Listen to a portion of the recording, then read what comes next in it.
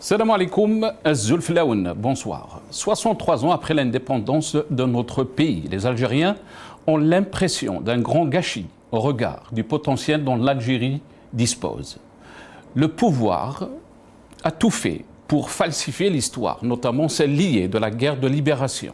Il a cherché par tous les moyens à faire oublier les vrais héros et ont fabriqué des zaïms et des fakhamatou. Falsifier l'histoire vise également à empêcher le peuple de mesurer la distance qui sépare les usurpateurs du pouvoir avec les vrais héros de la Révolution et ceux qu'ils incarnent en termes de valeurs et de dévouement. L'idéal d'une Algérie libre, démocratique et sociale a été trahi dès l'indépendance. Dans cette perspective, on peut dire qu'il y a un lien fondamental entre le combat inachevé pour l'indépendance et toutes les luttes menées pour résister contre le système en vigueur depuis 1962. Depuis l'indépendance, les traumatismes, les douleurs, les violences sont régentés par l'amnésie et le déni, privant la société d'une guérison nécessaire. Des fleuves de sang ont coulé, des milliers de rêves ont été brisés, des terres ont été brûlées, la mémoire des martyrs de la Révolution et l'idéal démocratique porté par Novembre et la Soumam ont été trahis. Le slogan l'istiqlal, scandé par des millions d'Algériens pendant le Hirak, ne remet pas en cause l'indépendance du pays, mais il rappelle la nécessité de parachever une indépendance citoyenne qui consacre la liberté, la justice et l'état de droit. Celle qui définira un nouveau rapport entre gouvernants et gouvernés. Cependant, les hommes aux commandes du pays ont pour la plupart montré leurs limites.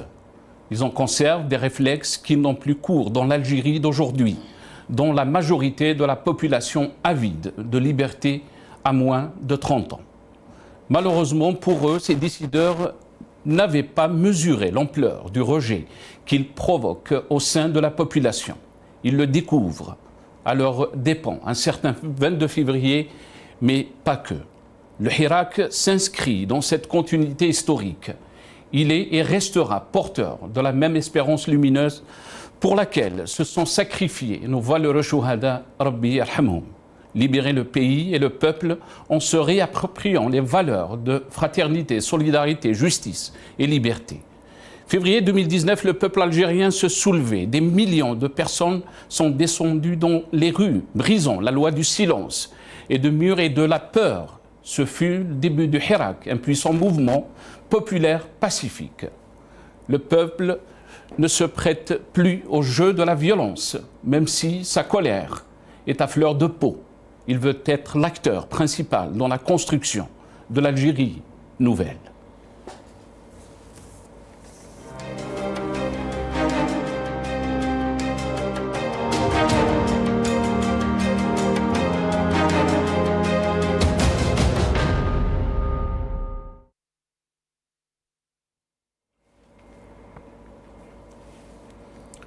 « 22 février 2019, ainsi s'est ébranlé le sursaut de la dignité », c'est le titre de notre couverture spéciale aujourd'hui. J'ai le grand plaisir d'avoir 3 invités de taille, très content, très honoré de les avoir parmi nous ce soir. Dr Noura Bkouch, médecin et militante politique, marhaba bik, merci beaucoup d'avoir accepté l'invitation. Bonsoir Nassar, bonsoir, un bonsoir des studios d'Al Magharibiya à Londres au peuple algérien. Partout dans le monde. Donc merci pour l'invitation. Merci beaucoup. C'est un plaisir et partagé d'être parmi vous aujourd'hui. Dr Noura Bkouch, très content de vous avoir. Très honoré aussi d'avoir Madame Nassira Dutour, présidente du collectif des familles de disparus en Algérie. Elle est avec nous ce soir. Madame Nassira Dutour, bonsoir. Marhaba bik, merci beaucoup d'avoir accepté l'invitation. C'est moi qui vous remercie de m'avoir invité. Tout l'honneur est pour moi. Merci beaucoup. Et merci pour ce que vous faites. Barakallah, merci beaucoup Madame Dutour. Très content aussi d'avoir avec nous Lias Chouaili, ingénieur, économiste, militant politique. Lias, marhaba bik, merci beaucoup d'avoir accepté l'invitation. Merci cher Nassar de nous avoir invités. Merci à Al Magharibiya de couvrir cet événement qui est historique, c'est un événement très important pour le devenir de notre pays et honoré d'être présent sur le plateau.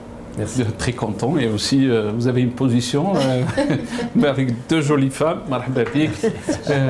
Marhaba bikoum. Très content de vous avoir. En tous les cas, vous l'avez compris, cette couverture, on va essayer de comprendre qu'est-ce qui a poussé les Algériens donc à sortir ce 22 février 2019, 6 ans après donc le Hirak, le début du Hirak. On va essayer de comprendre avec nos invités, d'essayer d'analyser qu'est-ce qui s'est passé, le 5e mandat de Abdelmajid Tebboune, Rabbi Rahmou. On regarde d'abord cette vidéo et je reviens juste après à mes invités. ما حصلنا عليه في هذا العادات الربعة وإن شاء الله الخامسة والسادسة إلى الأبد إن شاء الله. احنا المترشح تاعنا تعرفوه هو السي عبد العزيز بوتفليقة، الله يرحم الشهداء، تحيا الجزائر وينعل اللي ما يحبناش. شكرا. كي نقولوا احنا مع رئيس الجمهورية يعني ما عندنا حتى حجاج اللي راح يمنعنا باش نكونوا معاه، احنا نموتوا عليه باش ما راح يسالنا.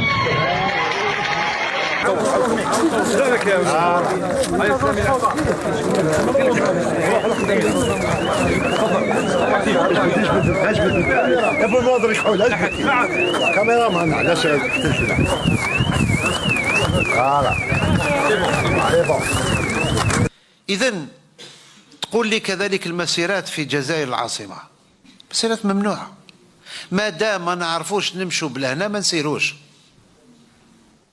سي اوسي كلير كو سا. تسقسي رايقك. Voilà, aussi clair que ça. Apparemment, j'ai dit Tebboune, Rabbi Yarhamou, donc Bouteflika, Rabbi Yarhamou, je voulais dire, Rabbi, je m'excuse, voilà, au chef de l'État, Majid Tebboune, Rabbi Yatawal fi Amarou. En tous les cas, on va essayer de comprendre, vous l'avez vu dans ce passage, tout était prêt pour un 5e mandat. On regarde une autre vidéo.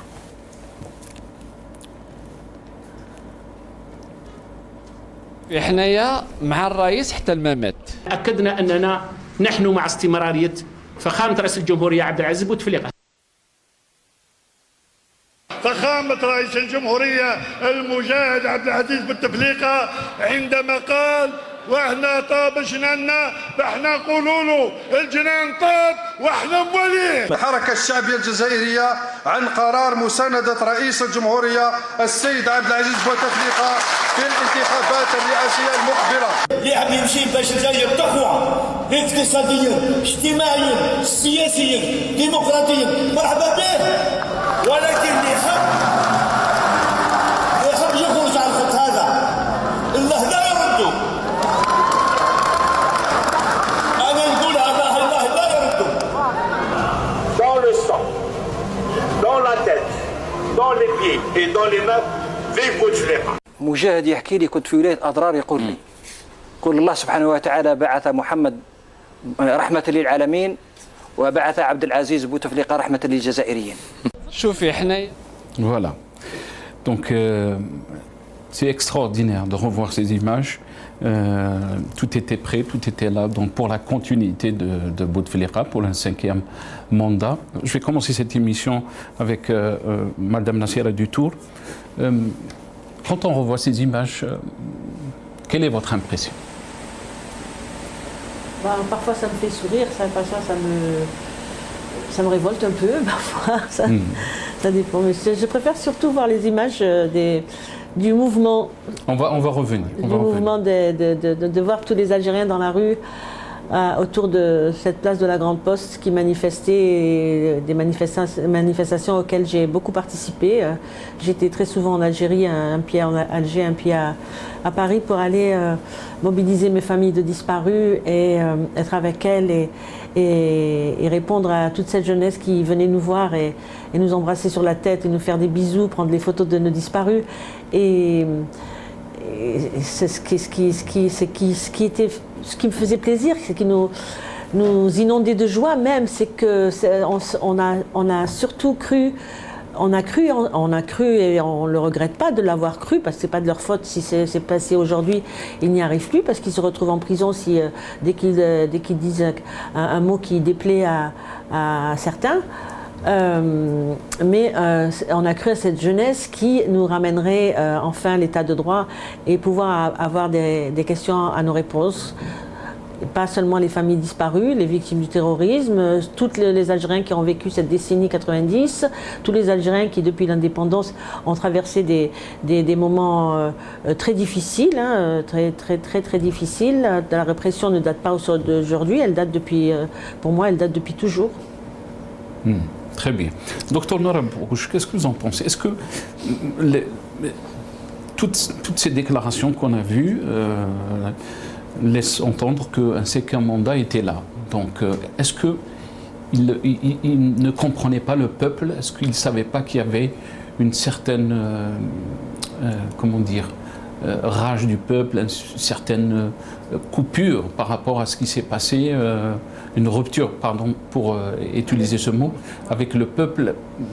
Comment ils sont passés à côté? Et beaucoup aussi d'observateurs, je me rappelle très bien, on faisait des émissions avant même le Hirak, beaucoup doutaient que le peuple était capable de se soulever. Oui, de toute façon, on doute toujours du peuple algérien, mais c'est un peuple qui peut qui est là, qui n'est pas mort, qui ne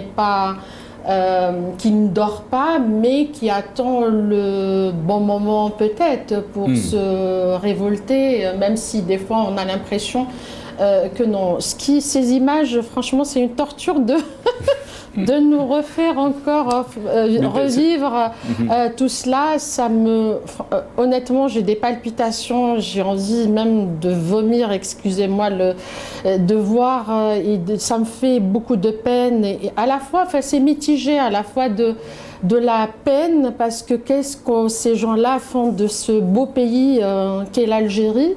Il y a deux choses, au fait.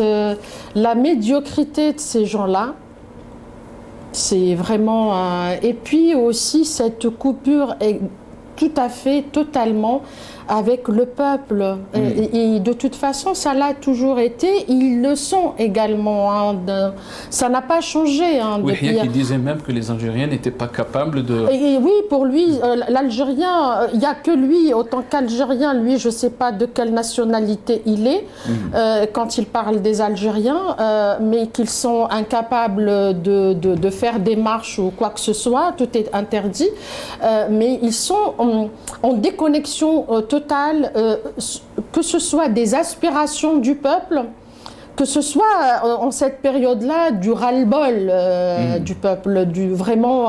Et on voit à quel point, on voit qu'ils sont, même si on sait comment ça se passe, les élections et les mandats, ils ne sont pas obligés de faire ce qu'ils ont fait, mais ils sont tellement dans une tour à part et tout, ils sont, on voit vraiment encore dans la provocation,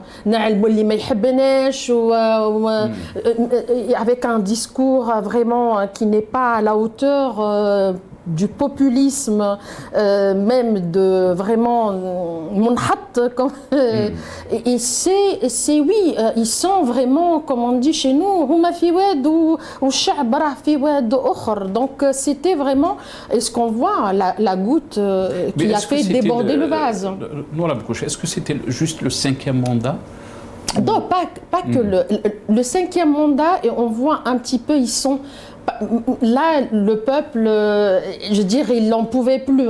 Il a brisé le mur de la peur et c'est bon.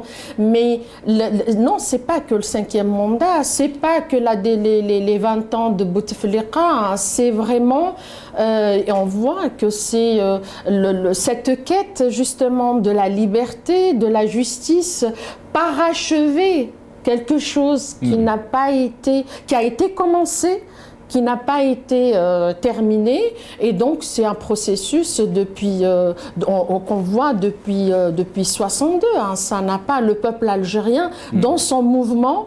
Il n'y a pas que le Hirak 2019, il y a eu des mouvements avant et il y aura des mouvements après. Très bien. Permettez-moi juste, pardon, oui, non, parce que ça m'a interpellé la façon dont vous avez présenté en disant que tout laissait à penser que le cinquième mandat était là. Il était là, le cinquième mandat. C'est pas une pensée. C'est que le cinquième mandat était là. Ça allait se faire, normal. Ça allait se faire. Et les Algériens, au bout de 20 ans de règne de Bouteflika et d'un président qui, depuis des années, ne pouvait plus... il était absent. Il n'était pas seulement absent, il ne pouvait plus diriger le peuple. Il était totalement impotent, ça tout le monde le savait. Et donc cette jeunesse s'est rendue compte enfin qu'on était dirigé par une direction, je ne trouve pas le mot là tout de suite, occulte, qui est derrière Bouteflika. Qui est-ce qui nous dirige et qui c'est qui règne à la place de Bouteflika, puisque Bouteflika, tout le monde sait qu'il ne pouvait plus diriger le pays. Donc cette jeunesse s'est réveillée et est sortie dans la rue pour dire, moi mon avis c'était, au début c'était vraiment le 5e mandat, on a vu des gens qui ont été interviewés, qui disent, moi je suis né, j'ai trouvé Bouteflika, j'ai 22 ans, 23 ans, 20 ans et je trouve encore Bouteflika. Donc on veut plus, on veut changer de dirigeant, on veut changer de président et on veut une nouvelle Algérie. Donc c'est ce qu'a repris le président Tebboune, notre nouvelle Algérie. Mais c'était pas la nouvelle Algérie qui était comment dire, espérée par cette jeunesse. Donc cette jeunesse est venue de dire non au 5e mandat. Et puis après ces fameuses images qu'on a vues de ce jeune homme à la rue du Choumourad qui dit là Itnahaouga. Donc c'est parti sur Itnahaouga.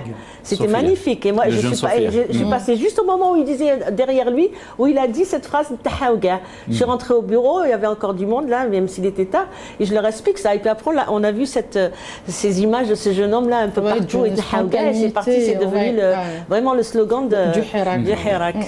Très bien. Elias, puisque Nassir Abdoutour a parlé des jeunes aussi, les jeunes ont joué un rôle dans cette révolution pacifique, mais aussi on commençait déjà à parler du Hirak des stades. Les jeunes ont commencé à écouter, entendre des chansons qui un peu dénonçaient la situation politique. On va voir ces images et je reviendrai à vous juste après.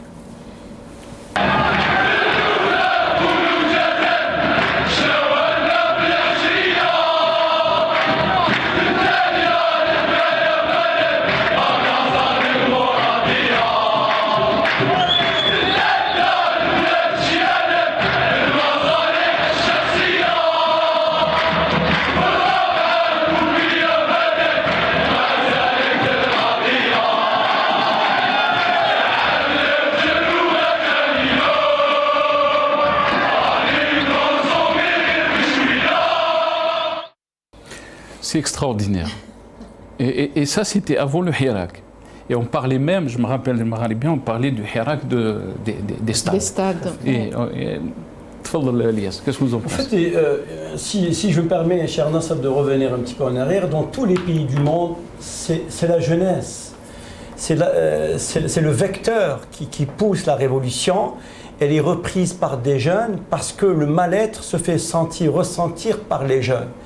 Et on voit bien que ces jeunes-là qui s'expriment dans les stades, sachant que le stade est un lieu festif de joie, mais en même temps c'est un lieu de revendication. Quelque part, ils revendiquent, c'est une forme de revendication. Elle a une dimension politique, elle a une dimension sociale à la base, mais finalement, in fine, ça aboutit à une revendication politique. Donc le mal-être, il existe déjà. Il existe depuis pas mal de temps, depuis 5 ans, 6 ans durant le règne de Bouteflika. Juste si vous permettez, je reviens sur le règne de Bouteflika. Il n'y a que chez nous en Algérie un président quand il est arrivé en 99, il faut dire les choses, c'est un choix qui était dicté par les militaires. Il est arrivé, mais il est arrivé, M. Bouteflika, avec les mains dans la poche. Aucun projet en vue. Aucun projet, on lui dit, vous prenez le poste en Algérie, des élections, je ne sais pas comment elle a été faite, peu importe, il a pris la présidence. En tous les cas, même les six candidats se sont retirés en 1999. Tout à fait, se sont retirés. Moi, je me rappelle j'ai lu l'intervention de Dr Ibrahimi, c'est-à-dire, voilà, ils ont tout compris que les jeux sont faits. Après 20 ans, c'est l'usure. M. Bouteflika, il a profité de l'apogée du baril du pétrole à $140.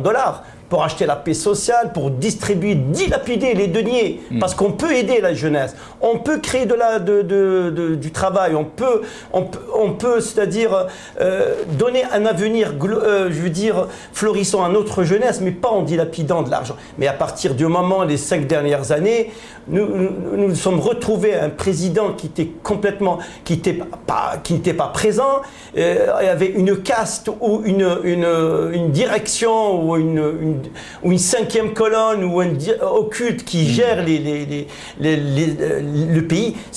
C'est devenu quelque chose d'inadmissible, d'inacceptable. Et puis le Hirak aussi, c'est une explosion. Il ne faut jamais sous-estimer un peuple, parce que tous les peuples se valent en termes de dignité. Il n'y a pas un peuple qui est plus fort qu'un autre en termes d'unité, parce que la dignité, elle a une dimension humaine. Est-ce que vous pensez que le pouvoir, donc surtout les années de Bouteflika, ont sous-estimé le peuple, comme vous l'avez dit? Absolument. Je reviens à Nora et Nassera quand elles disent peut-être qu'il y a une coupure. Au fait, ils sont dans un déni. Ils sont aveuglés par l'excès de zèle, par l'excès de confiance.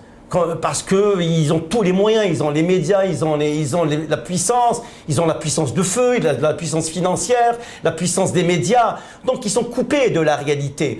Pour eux, ce peuple est un peuple qui est complètement qui est soumis. Mais ils ont oublié une chose, ils auraient dû rappeler l'histoire, que tout peuple est capable de se réveiller et transcender l'insupportable et l'inadmissible pour aboutir. Et ce qui s'était passé le 19 février 2022, c'est une date inédite, au même titre que le 1er novembre 1954. Ce sont des débuts. Le Hirak n'est pas mort, c'est un esprit, c'est une façon de voir le monde, de voir autrement son pays, parce que cette jeunesse, elle est interconnectée.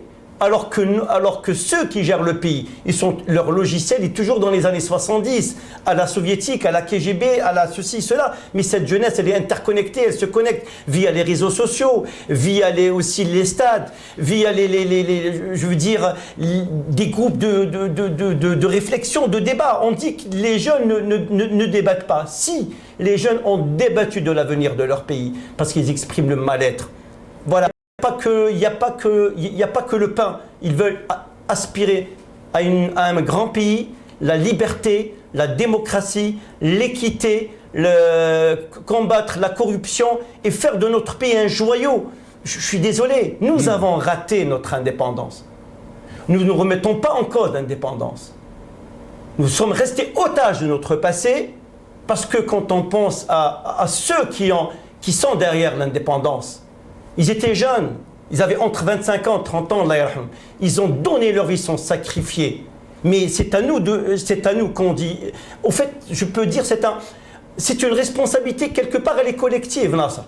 Si je me permets de dire, c'est une responsabilité collective, mais elle est assumée en premier lieu par le pouvoir, par le régime qui avait tous les pouvoirs de décision et tous les pouvoirs. Donc le régime ne cherche pas de démocratiser la société, il ne cherche pas d'alternance. La seule solution, c'est réprimer et de cadenasser, verrouiller la société civile, de la rendre complètement inerte, incolore, inodore, pour perpétuer le pouvoir. Mais c'est intenable. Tout le monde sait que dans n'importe quel pays, c'est une question de temporalité. Et la temporalité, elle est définie par le temps. C'est une dimension qui n'est pas infinie, elle est finie. Tôt ou tard, ce pays se remettra sur les marches grâce à cette jeunesse que vous venez de montrer dans les stades. Très bien. Si vous voulez réagir, bien sûr, vous pouvez. Je voulais juste rajouter que c'est pour ne pas dire le mépris de cette jeunesse, je voudrais un peu l'adoucir, dit ce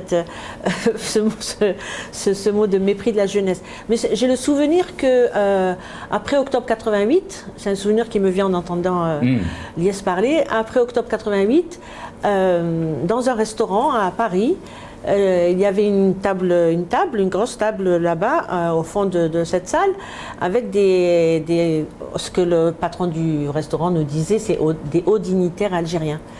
Et ça discutait, et au bout d'un moment, j'entends un qui se lève et qui frappe sur la table et qui dit « Eh ben, quoi ? Ces morveux, ils ont osé se révolter. Eh ben, rien que moi, j'en ai fait tuer 1000. » Et cette phrase-là, je ne l'ai jamais oubliée jusqu'à maintenant. On était peut-être en 89, oui, quelque chose comme ça, quelques mois après le soulèvement du 5 octobre. Donc on voit cette jeunesse qui aujourd'hui est moins jeune d'octobre 88 aussi s'est révoltée pour avoir enfin un souffle d'espoir pour un avenir meilleur et pour un futur meilleur pour eux. Mais depuis octobre 88, on est en 2025 aujourd'hui, il n'y a rien qui a été construit pour cette jeunesse, absolument rien. Et la jeunesse aujourd'hui s'en rend compte. Et les anciens qui étaient en octobre 88 s'en sont rendus compte et continuent à s'en rendre compte. Et les enfants de ces gens d'octobre 88 ressentent ce qu'en ressentent leurs parents, puisqu'ils comprennent enfin que pour la jeunesse, on ne fait rien. Il n'y a rien, qu'est-ce qu'il y a pour? Il y a des cinémas, il y a des médiathèques, il y a des bibliothèques, il y a des intérêts pour ces jeunes-là. Non, il n'y a rien. Mais on les méprise. Juste parce que Nasser a dit pour adoucir, mais on ne peut pas adoucir. C'est la réalité. Je pense qu'elle est plus atroce que les mots qu'on utilise. Quand tu dis les morveux, oui, je sais, mais les morveux, vous voyez comment c'est même pas cette infantilisation au fait du peuple, ce mépris. Le peuple algérien était toujours méprisé, pas que la jeunesse qui me racontait, il y a 88 d'Orcas, c'est les parents là qui sont un peu moins jeunes et il y a les jeunes. Mais même s'il y a un mot plus dur que mépris, on peut l'utiliser parce que c'est un peuple qui a souffert du colonialisme au fait. Et après, je pense que après cette pseudo-indépendance, c'est pire parce que tu es un colon, il reste un étranger, donc c'est pas tu comprends, mais tu dis c'est un étranger. S'il m'a fait ça, torturé, c'est emprisonné, tué, c'est un étranger et il veut. Mais celui-là, normalement, c'est un Algérien comme toi. Alors c'est dur d'accepter cette réalité-là, mais cette réalité, c'est la réalité, voilà. C'est dur d'accepter la réalité puisque les Algériens, ils commençaient à sortir même avant le 22 février, à Khanchela et tout ça. On regarde ces images.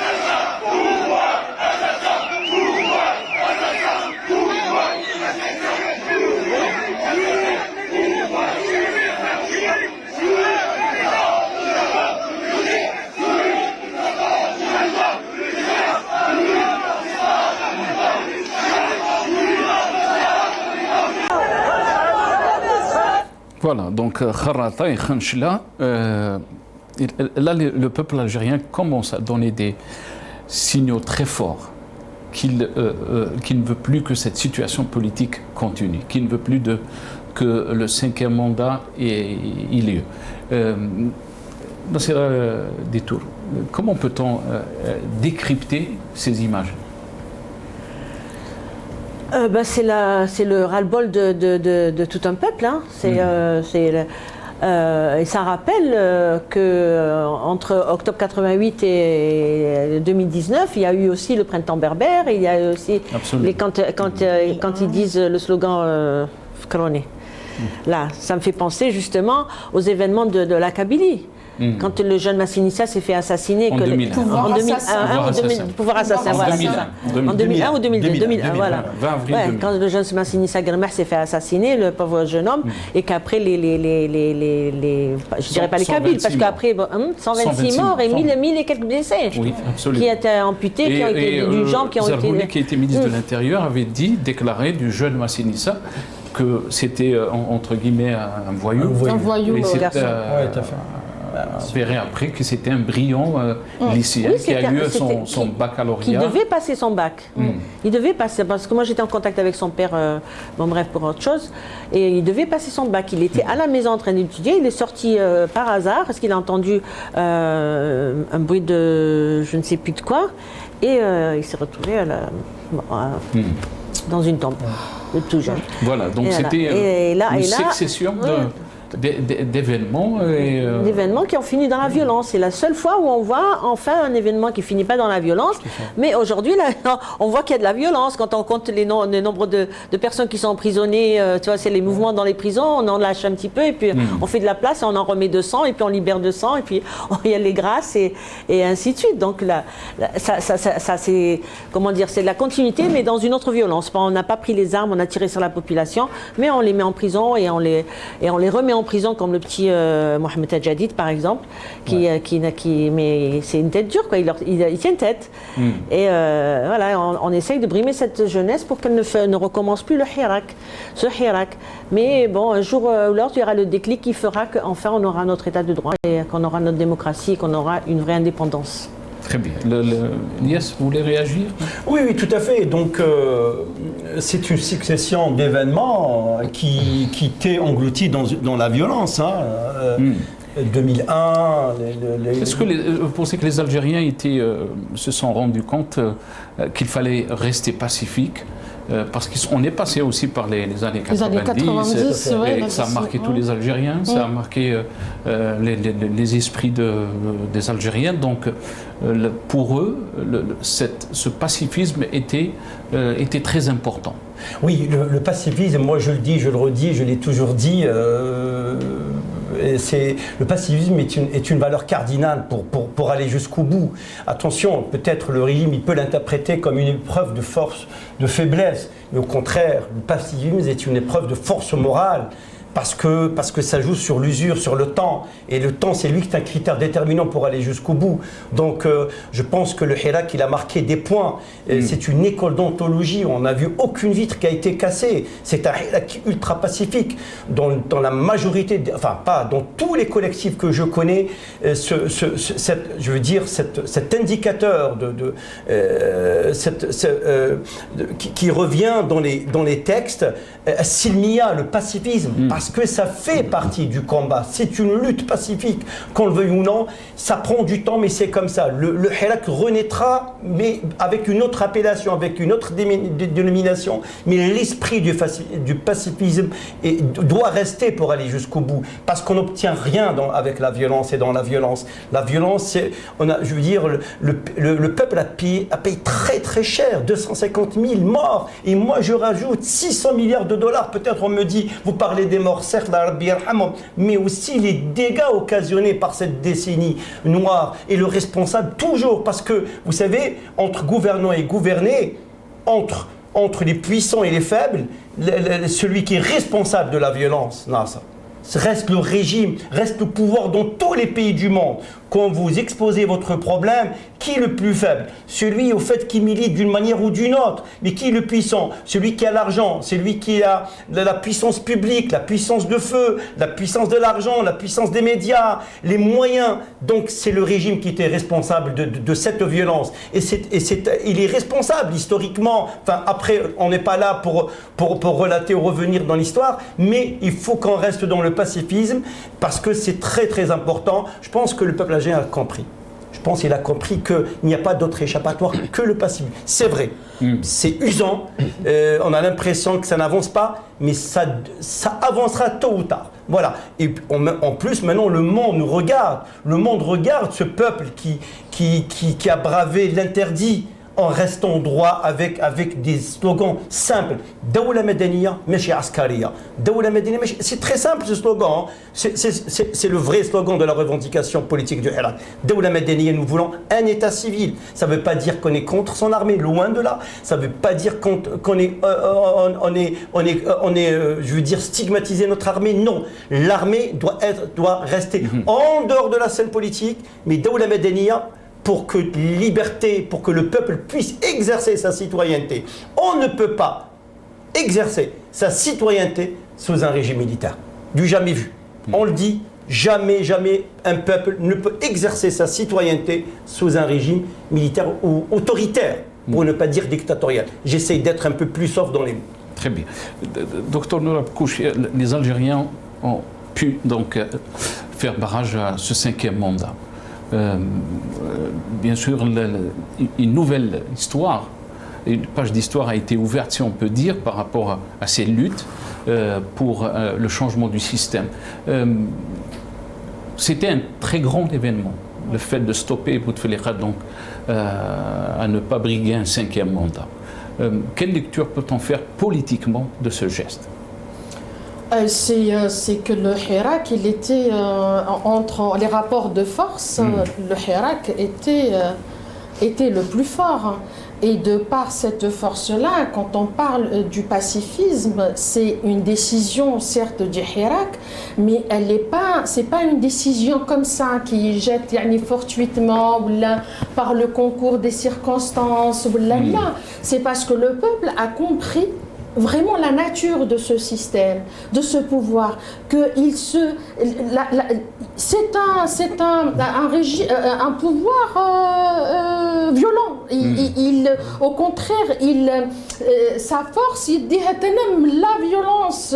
Rappelons-nous, il a tout essayé aussi pour.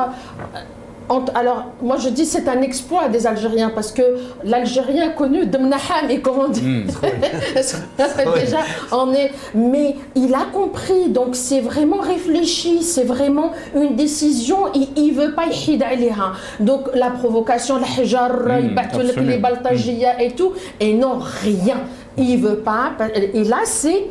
Il sait, le système, peut-être il a eu du mal, le pouvoir à comprendre, mais il a compris que le Chab, c'est pas Chab اللي هما حاطينو في بالهم voilà, même les morveux, non. Donc ça, déjà c'est une chose. Donc la donne a changé. Et il donc, a joué même sur la division.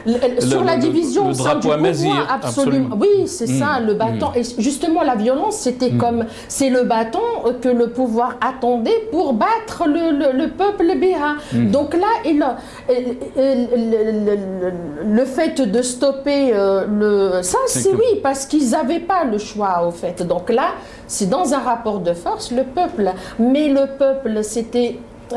si tu veux, يقول لك يخلص 5e mandat, نحيو 5e mandat et c'est bon, le bétail il va يروح, ils vont يعاودوا يرجعوا لديارهم. Mais non, les aspirations du peuple, c'était pas que le 5e mandat, on a vu l'escalade ou même enfin les demandes ou طلعوا بداوا voilà, et هما ماشي طلعوا يعني كانوا موجودين بصح c'est l'expression de ce que l'Algérien réellement, il a finalement exprimé réellement ce qu'il voulait, son aspiration, la liberté, l'istiqlal, dawla madaniya machi askariya, voilà, et c'était voilà ces demandes qu'elle obéit. Tout à l'heure, Nassira Dutour a parlé donc du jeune Sofiane Ibn Haouga. Les Algériens avaient compris par cette phrase qui était extraordinaire, c'était vraiment qui est sorti comme ça, spontanément, absolument. Enfin, c'est ce que tout le monde pensait. Absolument. Soit qu'il n'osait pas dire, soit qu'il ne savait pas l'exprimer, tel que l'a exprimé ce garçon, spontanément. Je vois la journaliste en face parce que moi je venais de derrière. Je ne me rappelle plus qu'est-ce qu'elle lui a dit. Là, il fait haouga. Non, je me rappelle très bien parce qu'au fait, on est justement dans la provocation. C'est qu'il met le 5e mandat, donc hier Khaled, c'est bon, le 5e mandat, elle a dit quelque chose comme ça. Et lui, il l'a coupé parce qu'elle était, d'ailleurs, je ne sais pas quel journaliste. Je crois qu'elle était en train d'interviewer quelqu'un d'autre. Et lui, il passe. Il passe un pion et il bedlo un pion par un autre pion. Là, il et là, les Algériens ont compris que le problème se repose sur tout le système. Et ce n'est pas une question de personne, ce n'est pas une question de Bouteflika, c'est tout le système. Oui, ben c'est là qu'ils ont compris. Je pense que c'est ça qui a fait, qui a éveillé les consciences. Tout le monde sait que le président n'a plus sa tête. On a vu des images, on l'a vu dans un fauteuil roulant, on a vu complètement. J'allais dire Rabbi Chafé, non, il est mort, mais ça fait de la peine de voir ça. Mais elle va mourir tranquillement. Va mourir chez toi, tu as une grande maison à Zeralda, tout le monde peut s'occuper de toi, tu peux être entouré par ta famille, meurs tranquillement dans de beaux draps et tout, les beaux draps qui sont payés par le peuple. Non, mais je pense que c'est son frère qui continue à le et les Algériens aussi, mais ça faisait de la peine de voir de l'insulte, parce que je me rappelle, on faisait des émissions sur les émissions qui passaient en France, par exemple, et on parlait de Bouteflika comme ça, on le montrait dans une chaise roulante et tout ça, et je pense que ça a marqué les Algériens.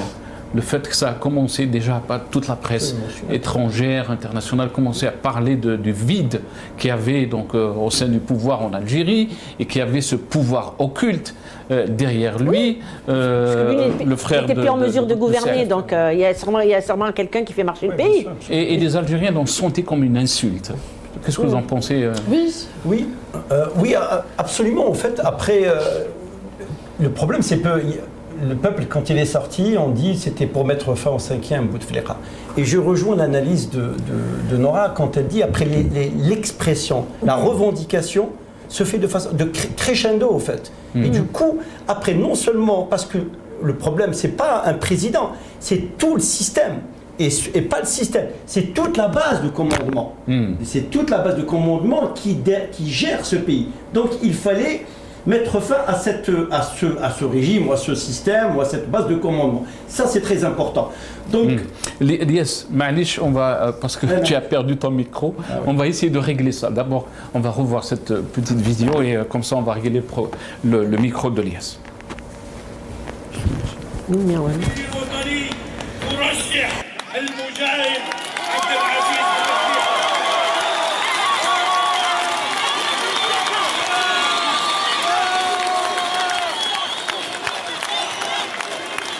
وإننا نعاهده على الوفاء والاستمرار في تعزيز بناء الدولة الجزائرية بقيادة المجاهد عبد العزيز بوتفليقة دعما ميدانيا لابن الجزائر البار وعرفانا بجهوده وتضحياته. ما يحتاج حملة انتخابية إلى قبل باش يكون مترشح، لأن الكلمة الأخيرة ليه الشعب اللي سمعته يتكلم هو اللي يقوم بالحملة الانتخابية. جبهة التحرير الوطني ترشح المجاهد عبد العزيز بوتفليقة.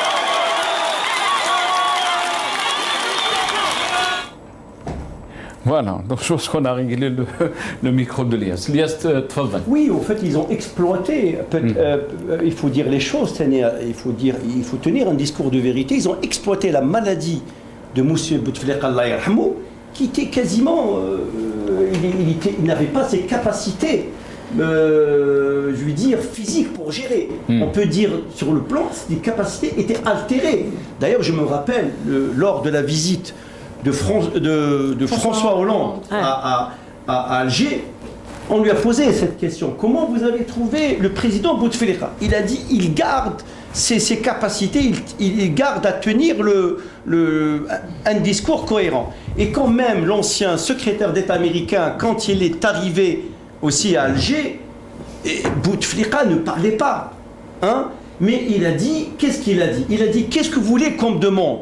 Je pense que Bouteflika lui posait la question, il voulait demander un truc aux États-Unis. Il a dit qu'est-ce que vous voulez?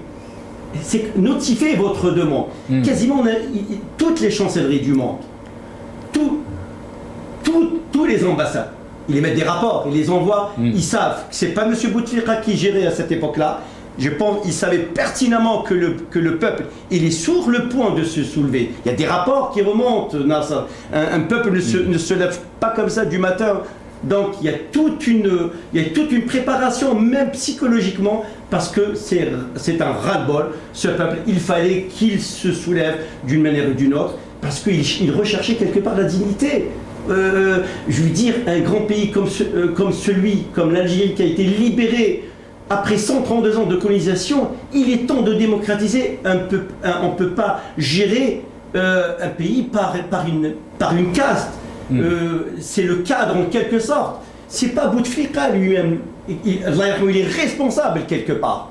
Parce qu'en 20 ans, il aurait dû aussi démocratiser. Mais le système a préféré jouer la corruption, a voulu jouer un petit peu gangréné les institutions algériennes qui sont tombées sous le coup de la corruption, et du coup les marchés, ils ont oublié la réalité, le déni. Le peuple peut-être, il était aussi, il faut le dire, les choses de façon un peu directe, peut-être il y avait la paix sociale, il y avait le baril qui était à $140, il y avait des emprunts, il y avait ceci, mais au bout, il dit le peuple, c'est nous sommes gérés par qui? Il est temps de se soulever. Donc entre le 4e et le 5e mandat, le peuple était déjà prêt pour se soulever, ce qu'on appelle, on peut l'appeler une insurrection civique, pacifique, c'est ça. Très bien. Le début du Hirak, donc, on l'a vu, des millions d'Algériens qui sont sortis pour dénoncer le système. Pendant des semaines et des semaines, il y avait des millions d'Algériens dans la rue. Nassira Dutour, est-ce que vous pouvez nous dire l'atmosphère qu'il y avait donc, pendant toutes ces semaines? Malheureusement, ça a abouti à ce qu'on appelle le 12-12 2019. On va revenir après sur les déclarations de Ahmadji Tebboune concernant le Hirak. Mais il y avait une atmosphère spéciale, si on peut dire.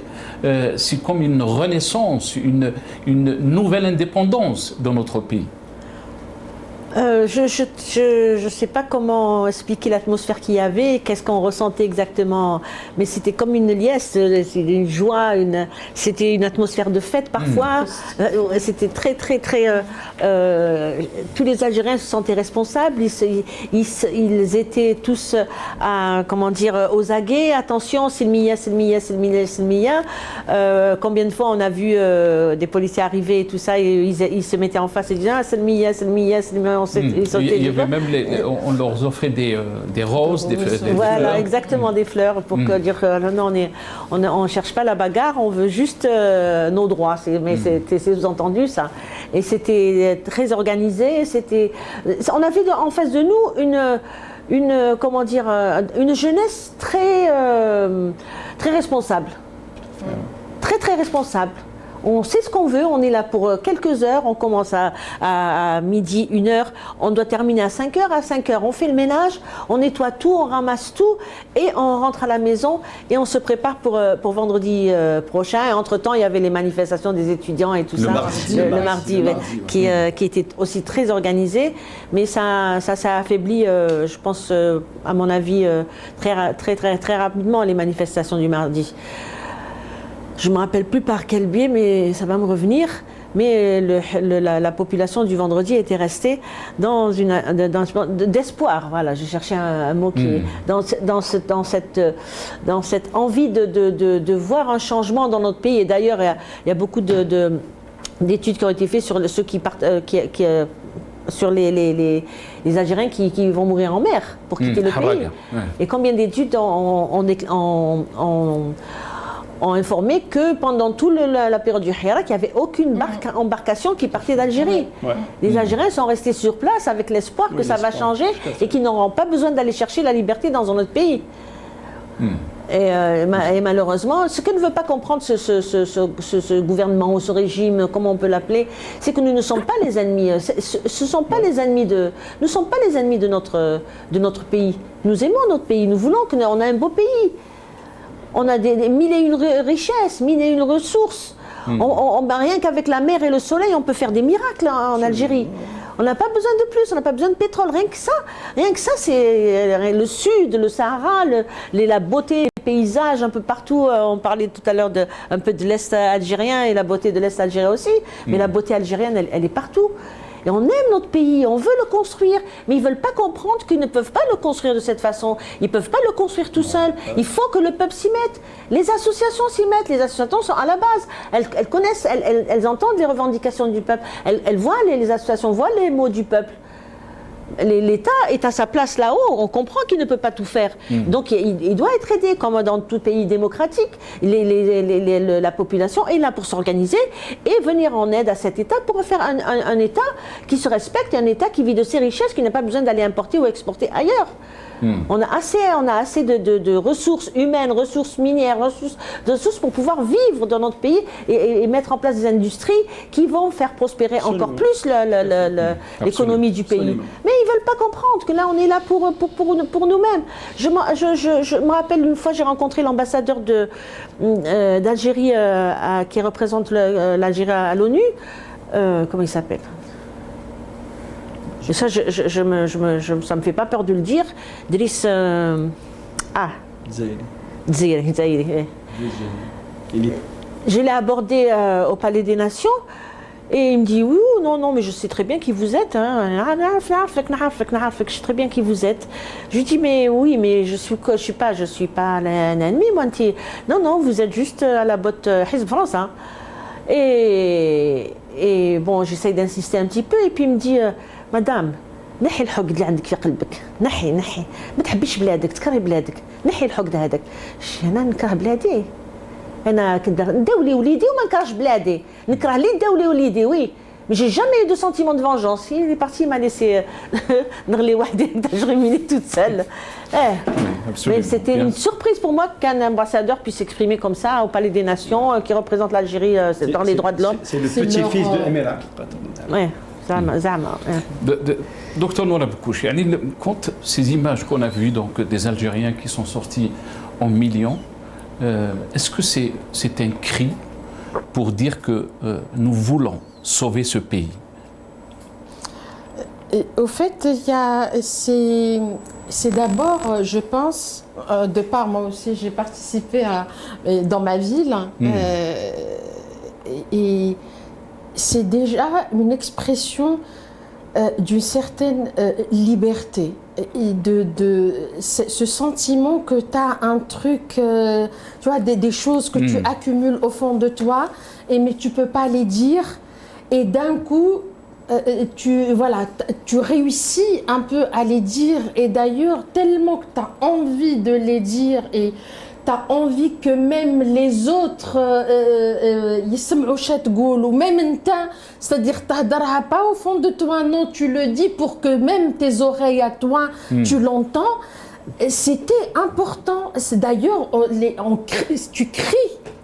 tu cries que tu veux ta liberté, que tu veux une Algérie médanienne, que tu veux... c'est crier. Donc ça, c'est un sentiment de vouloir extérioriser tellement de choses. Peine. Et de douleur, de peine, que tu as intériorisé pendant des années. Je trouve que le combien d'années il a c'est un point. Absolument. Donc déjà, c'est... au début, c'est vraiment la liesse, oui, mais c'est comme un fardeau et tu le nahis. Donc c'est le dire, c'était important, c'est la délivrance. Se délivrer d'un poids qui est énorme, donc déjà. Et après, oui, c'est c'est pas que... Oui, c'est bon, je l'ai dit, mais maintenant je veux... Les Algériens trouvaient une joie de sortir chaque vendredi. Oui. Je me rappelle, je voyais des images des personnes âgées qui pleuraient, des enfants, des familles. On voyait, on se disait, mais c'est pas mon pays ça. Même le monde entier était ébloui par ce pacifisme. Ils ont découvert une autre Algérie, un autre peuple. Il y avait même des plateaux en France. Ils disaient que s'il y avait le prix Nobel de paix pour les peuples, ça aurait... Pour l'Algérie, le peuple algérien, ouais.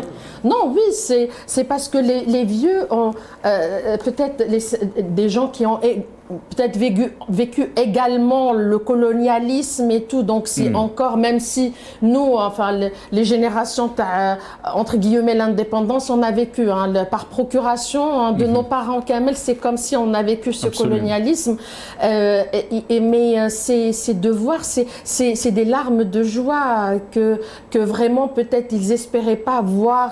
Des millions de peuples, d'Algériens, notamment la jeunesse, qui n'a pas justement peut-être vécu le colonialisme, les années 90, et qui est là. Et donc aussi, c'est l'amel, c'est que finalement, c'est possible qu'on puisse vraiment construire une Algérie libre pour tous les Algériens où chacun il se sent vraiment un citoyen à part entière. Donc c'était quelque chose. Très bien. Lias Djbaili, vous voulez réagir parce qu'on veut... J'ai vécu la même chose. C'est la première fois que je vais faire une confidence. En février, j'étais à Constantine. Je suis descendu une semaine à Constantine. Et j'étais à Saint-Jean avec ma mère. On était sur le balcon. Et on voyait des jeunes qui passaient avec les drapeaux l'Alam. Oui, c'est-à-dire ils revendiquaient. C'est-à-dire, on savait, la contestation, elle était... Moi, je croyais que c'était une contestation sociale. Mais ma mère, elle posait la question. Elle m'a dit, j'ai une pensée pour qui? Pour les jeunes. Pour les jeunes. Parce que l'avenir de ce pays, c'est les jeunes. 70% du pays sont des jeunes. Quand les jeunes, c'est leur avenir, c'est leur pays. Donc ils veulent changer de choses. Donc c'est une onde de choc joyeuse. Mais il faut que cette onde de choc joyeuse se transforme en tir politique pour vraiment changer le pays. Parce que les liesses de joie, c'est bien, mais aussi, il faut savoir aussi, en Iran aussi, il y avait des jeunes qui sont sortis. Mais bon, c'est pas le même contexte en Iran et en Algérie, mais toutes les contestations sociales, derrière, c'est les jeunes. Même en Tchéquie, on nous dit que c'est Václav Havel qui est derrière la révolution pour mettre fin au communisme. Non, c'était des jeunes universitaires. Donc, le pays doit être heureux, le peuple doit être heureux parce qu'il a une jeunesse qui est éveillée, faïqa, qui a compris, qui veut le changement et qui a l'amour pour son pays. Tout ça, c'est Hubb al-Watan. C'est pas pour nos intérêts personnels. Il faut rassurer, c'est Hubb al-Watan. Nous ne voulons pas que ce pays sombre. C'est notre pays, celui de nos ancêtres, celui du peuple. Donc, chaque Algérien, il sait, il fait. Donc, il faut sauver ce pays. Il y a un film qui dit Save the soldat Ryan. Il faut sauver ce pays de façon pacifique, de façon politique. Le temps de la révolution est une chose, mais le temps de la politique, c'en est une autre. Pour le régime, après donc ce Hirak, il a sauvé le pays. On a stoppé le 5e mandat, on a mis plusieurs personnalités politiques dont Yahya, qu'on a entendu dans une vidéo, Sellal aussi en prison, des hauts gradés militaires ont été jugés et donc jetés en prison, dans celui qui disait Rabb al-Jazair, Tawfiq. Donc il y a une partie du régime qui dit que on a sauvé l'Algérie de la Issaba, et après on a vu ce qui s'est passé avec le 12-12, l'avènement de Ahmed Tebboune qui dit que le Hirak al-Mubarak. On va écouter Ahmed Tebboune dans ce passage et je reviendrai à vous. نبلغكم رسميا بأنني مضيت المرسوم اللي يجعل من 22 يوم وطني وسميناه اليوم الوطني لاتحام الشعب بجيشه من أجل الديمقراطية. هذا هو العنوان تاع ودوك ينشر في الجريدة الرسمية ونبدأ نحتفل به سنويا إن شاء الله. وحقيقة لما قلت حراك مبارك بدون ما نزيد ندخل في التفاصيل أحمى البلاد من انهيار كلي. كادت الدولة الوطنية تروح نهائيا مثل ما راحت في دول أخرى اللي اليوم يحوسوا على وساطة باش يلقوا بيناتهم ويحلوا مشاكلهم ويحلوا. Voilà, donc Majid Tebboune vous a répondu, Elias. Non, en fait, c'est que le régime, on ne va pas faire moi, je ne suis pas un analyste du régime algérien, certes, mais nous savons derrière le régime algérien, dans l'antichambre de la décision, des acteurs décisionnels de l'Algérie, il y a des clans. Il y a un clan qui a décidé d'activer l'article 102 et déclarer la vacance du pouvoir pour neutraliser de façon définitive le clan de Bouteflika du temps du feu de Gaïd Salah. Sous le feu de Gaïd Salah. Et après, une autre tactique, pour moi, c'était une ruse, le Jeish ou Sha'b Khawa Khawa, de se retourner vers le peuple et dire le Jeish Khawa Khawa. Mais nous avons vu que le Jeish ou Sha'b Khawa Khawa, certes, dans les faits, le Jeish ou Sha'b Khawa Khawa, parce que l'armée, c'est le peuple et l'armée, c'est intrinsèquement lié, mais ils ont exploité tout ça pour mettre fin à tout. Mettre Yahya en prison, mettre Sellal en prison, récupérer, neutraliser Tawfiq, Rabb al-Jazair, récupérer un hôtel Haddad à Barcelone pour qui coûte 50 ou 40 millions de dollars, c'est pas ça. Sauver l'Algérie, c'est démocratiser le pays. Démocratie. C'est-à-dire, on peut faire une réconciliation entre nous, une réconciliation nationale, se pardonner et remettre le pays en marche et on se pardonne. Mais pour moi, sauver l'Algérie, c'est qu'une transition démocratique. Le réformisme, Nasser n'a pas marché. Le réformisme, on peut réformer le régime, il n'est pas réformable. Maintenant, comment on peut rentrer, les institutions sont otages des services secrets. Donc, on ne peut pas le réformer. L'entrisme ne marche pas. On a vu en 88 l'entrisme de certains partis démocratiques, de certains acteurs qui étaient en démocratie. Ils ont essayé, ça n'a pas marché. Le régime, sa nature, le régime, il faut qu'ils comprennent une chose, il est là, le peuple il y est, il y restera. C'est la transition démocratique. C'est la seule solution pour l'Algérie. Il n'y a pas d'autre solution. Rappelez-vous, cher Nasser, je le dis à Londres, la transition démocratique, pour qu'on puisse c'est-à-dire décoller notre pays et démocratiser le pays de façon définitive. Et page tournée, il faut qu'on s'oriente, il faut qu'on se projette. Au lieu de dire ceci, cela, le régime doit comprendre que tout a une fin dans la vie. المرحلة الانتقالية même في وقت مصالح الحاج كل يهضروا على la constituante, tout le monde parlait de ça. Vous vous rendez compte, même مصالح الحاج on parlait de la constituante, même les mêmes Chouadé parlaient de la constitution. C'est la seule solution. La constitution a été morte en 63, mais il est temps de remettre le pays, la démocratisation du pays et comme on dit, avec un dialogue ouvert, inclusif et transparent avec tout le monde. Sans, je veux dire, il n'y a pas d'autre solution, Nasser. Il n'y a pas d'autre solution. C'est la transition démocratique, ce qui nous reste. La libération de tous les détenus d'opinion qui se trouvent en prison. Deuxièmement, l'arrêt de la répression, l'ouverture des champs médiatiques et donner la liberté à la société civile pour qu'elle s'active, pour qu'elle exerce sa citoyenneté, libérer le pays des leviers des militaires. Il faut libérer les leviers économiques, sociaux et tout pour que le pays puisse respirer et respirer. L'Algérie, elle est isolée sur le plan international. Elle est isolée sur le plan international. Quoique la victoire de la vice-présidente de l'Union africaine est une poudre aux yeux, mais c'est juste, vous avez vu, viva l'Algérie. C'est ça la diplomatie algérienne. C'est ça. Moi, ça me rappelle Ben Saddiq Ben Yahya, un seul homme qui a libéré 54 otages américains. Ça, c'était la diplomatie. Très bien. Donc, vous avez entendu Tebboune dire qu'on a sauvé donc l'Algérie. C'est quoi l'inquiétude de l'Algérie pour qu'il sauve l'Algérie? Et comment il a fait pour la sauver? Et on sauve l'Algérie. C'était quoi le danger? C'est l'Irak le danger? Pour lui, il y avait des dizaines de hauts gradés militaires corrompus, entre guillemets, qui étaient jetés en prison, des responsables politiques sous l'ère de Bouteflika jetés en prison. C'est la première fois qu'on a vu ça en Algérie. Jamais les Algériens ont vu ça dans les deux après. Bouteflika, il avait commencé à faire le ménage quand même. De son vivant, quand il était encore en forme. Mais Nasser, lui-même, il vient d'où? Lui, il parle de ces gens-là. Et lui, c'est l'enfant de qui? C'est pas l'enfant du système. Il fait partie de ce système. Il n'a pas été un ministre sous l'ère Bouteflika. Il a été jamais l'espace. Il est venu comme ça. Il a apparu. Tous ces gens-là, c'est des gens qui étaient dans le système depuis.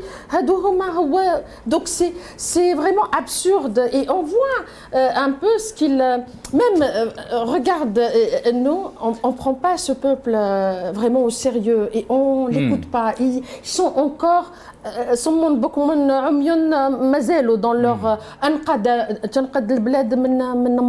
c'est leur pays, c'est le peuple. Nassera l'a dit tout à l'heure par rapport à l'ambassadeur, il dit... Non, lui, il voulait dire peut-être qu'on a sauvé l'Algérie de la Isaba. Justement, mais l'Isaba, c'est nous sommes في السجون nous sommes lui il fait pas partie de la Isaba, lui c'est qu'il a rien fait, lui il n'était pas donc ça c'est vraiment le dialogue de sourds.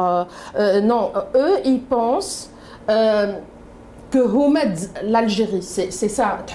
Du moment que tu parles d'eux, parce qu'ils pensent que eux, c'est l'Algérie, l'Algérie, c'est eux. Non, l'Algérie, c'est son peuple, c'est pas eux.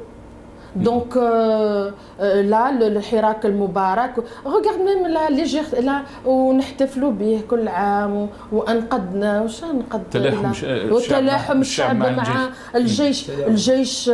Justement, l'Algérie, c'est pas son armée. L'Algérie, l'armée c'est une institution du pays.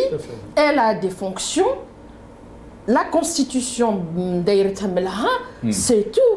Mais l'Algérie, c'est son peuple, c'est son territoire géographique et c'est son peuple.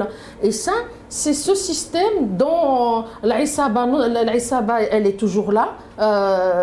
Même ceux qui... Tawfiq, il a été un moment en prison. Il est où, Tawfiq? Il est resté en prison? Non, il est sorti. Donc c'est cache-cache, on joue à cache-cache. Donc tu penses que c'était une lutte clanique? Ah oui, absolument, c'est exactement ça. Gaïd Salah, كانوا رايحين يتغداو به تعشى, ils pensaient يتعشى بهم finalement هما الغدا العشاء داوه voilà.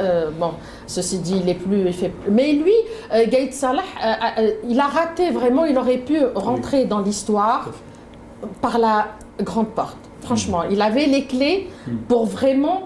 Parce que le problème de l'Algérie depuis 72, c'est quoi notre problème? Même s'il n'est même pas politique. On a une مشكلة شرعية.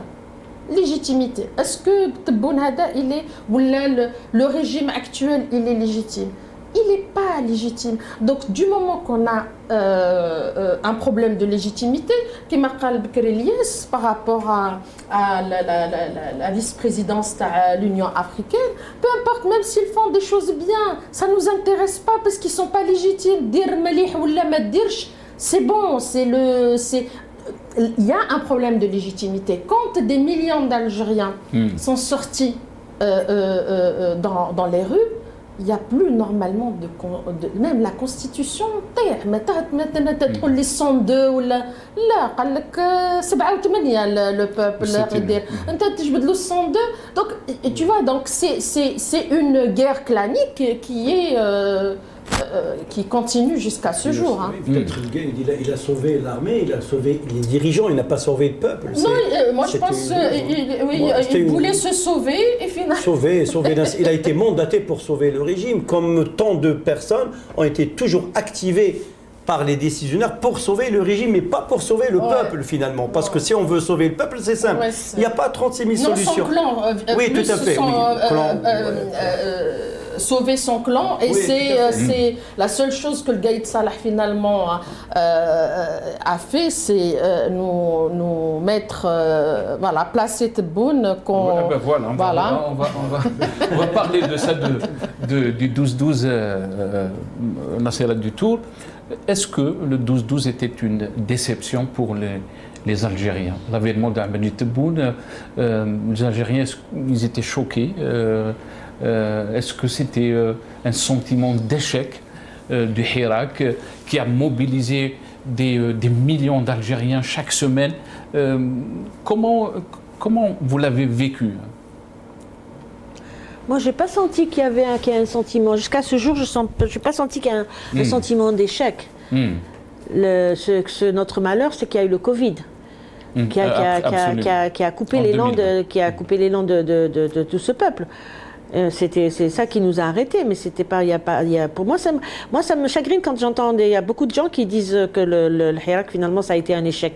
C'était pas un échec. Bon, si ça avait continué, on aurait pu peut-être s'organiser de façon à ce que enfin ce système ou ce gouvernement, ou appelons-le comme on veut, enfin entende la parole du peuple et puisse entrer en dialogue, ou je sais pas, qu'est-ce qu'on peut imaginer. C'est ce que je voulais dire. Il y avait une déception chez les Algériens. Parce qu'il se disait que... Il y avait, enfin, je ne sais pas chez tous les Algériens, en tout cas chez nous, oui, il y avait une grosse déception. La grosse déception, c'est de voir Gaïd Salah mettre en place Tebboune. Voilà. Parce que s'il y avait eu un autre scénario, pour nous, les familles de disparus, on aurait pu se dire qu'enfin, on va peut-être pouvoir continuer le combat. On continue le combat, c'est pas qu'on continue, mais ce combat pacifique, ce hirak pacifique, jusqu'à ce qu'on arrive à les convaincre que ce n'est pas comme ça qu'on dirige un pays et c'est pas comme ça qu'on essouffle. Et le fait d'essouffler un peuple, un jour ou l'autre, ça explose. Mais quand on voit un militaire venir faire une grosse bise et mettre en place Tebboune, moi en tant que mère de disparu, je me dis c'est foutu, les militaires sont encore là. Et donc la vérité, on ne l'aura pas. Et nos disparus, on ne va pas les retrouver. Quand je dis retrouver, morts ou vivants. S'ils sont morts, on veut les corps, qu'ils nous donnent les corps. Et on sait où il y a des tombes, on sait où il y a des charniers. Mais quand on voit un militaire, j'ai encore cette image qui vient lui mettre une médaille, et ben, on se dit ça y est, les militaires sont encore là. Et bon, est-ce que le hirak va pouvoir arriver à ses objectifs? J'en doute encore. On en doute et malheureusement, on a été coupé dans notre élan. On ne sait pas. On ne sait pas ce qui aurait pu arriver si le Covid n'était pas venu pour nous couper dans notre élan. On ne sait pas. Mais est-ce moi, que en tant que mère de disparu, je vous dis que c'était une grosse... Est-ce que le hirak en lui-même est une finalité Est-ce que Non, la finalité, c'est quand on aura un état de droit, quand on aura une justice indépendante, quand on y arrivera. Et on continue à se battre pour que ce soit la finalité. Je ne sais pas si de mon vivant je vais le voir, mais j'espère qu'il y aura d'autres derrière nous qui vont prendre le flambeau pour continuer notre combat. Et quand je dis notre combat, je pense à toutes ces mères de disparus qui manifestent dans la rue depuis 1998 et qui sont là et qui résistent pour demander vérité et justice. Vérité et justice, c'est écrire l'histoire, pas tourner la page, comme le disait Bouteflika, il faut tourner la page et tout ça. Aussi, écrire son histoire, ça fait partie de la démocratie, ça fait partie de l'état de droit, ça fait partie de tout ça. On ne peut pas tourner une page sur les années 90 telles qu'elles se sont passées, sur le sang qui a coulé. Aujourd'hui, on tourne et on ferme, on ne peut pas la tourner cette page. Il faut l'écrire. De toute façon, il faut que notre passé il soit devant nous, il ne faut pas qu'il soit derrière. Il faut qu'on l'apprenne, on sait ce qui s'est passé dans notre pays pour que ça ne se répète pas. Mais non, ça continue à vouloir étouffer ce peuple pour qu'on ne demande pas des comptes. Sauver l'Algérie de l'Aïsaba, mais l'Aïsaba, elle est toujours comme ça. Elle a gangréné le peuple. Dans l'administration, dans les tribunaux, dans le truc et tout ça, on ne parle que d'argent. Je parle en connaissance de cause. Là, quand je vais en Algérie, je vais souvent dans les tribunaux, j'accompagne les familles, j'accompagne l'avocate et tout. Je vois ce qui se passe.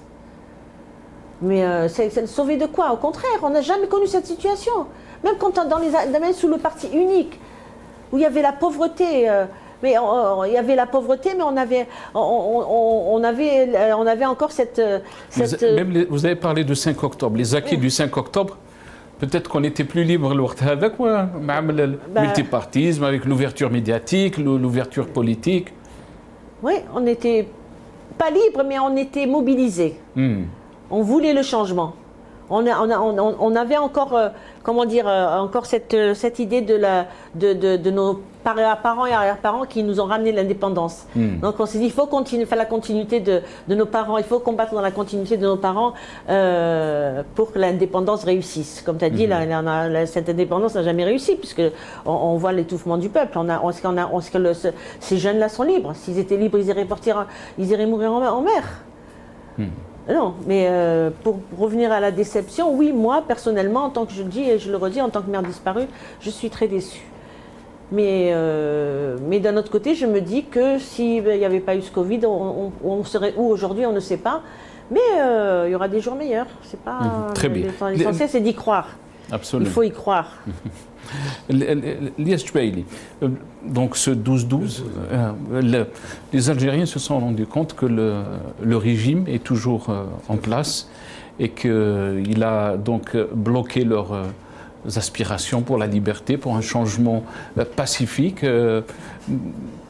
Comment peut-on l'expliquer? Est-ce qu'on peut parler de bras de fer entre ces millions d'Algériens qui voulaient donc sauver l'Algérie, voulaient changer de système, et le régime qui dit de l'autre côté non, rien ne va changer, on va vous imposer un président de la République et ça sera comme ça?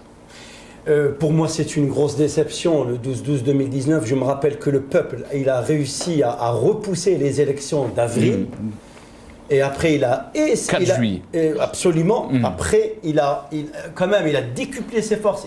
Il est arrivé à repousser encore en juillet 2019.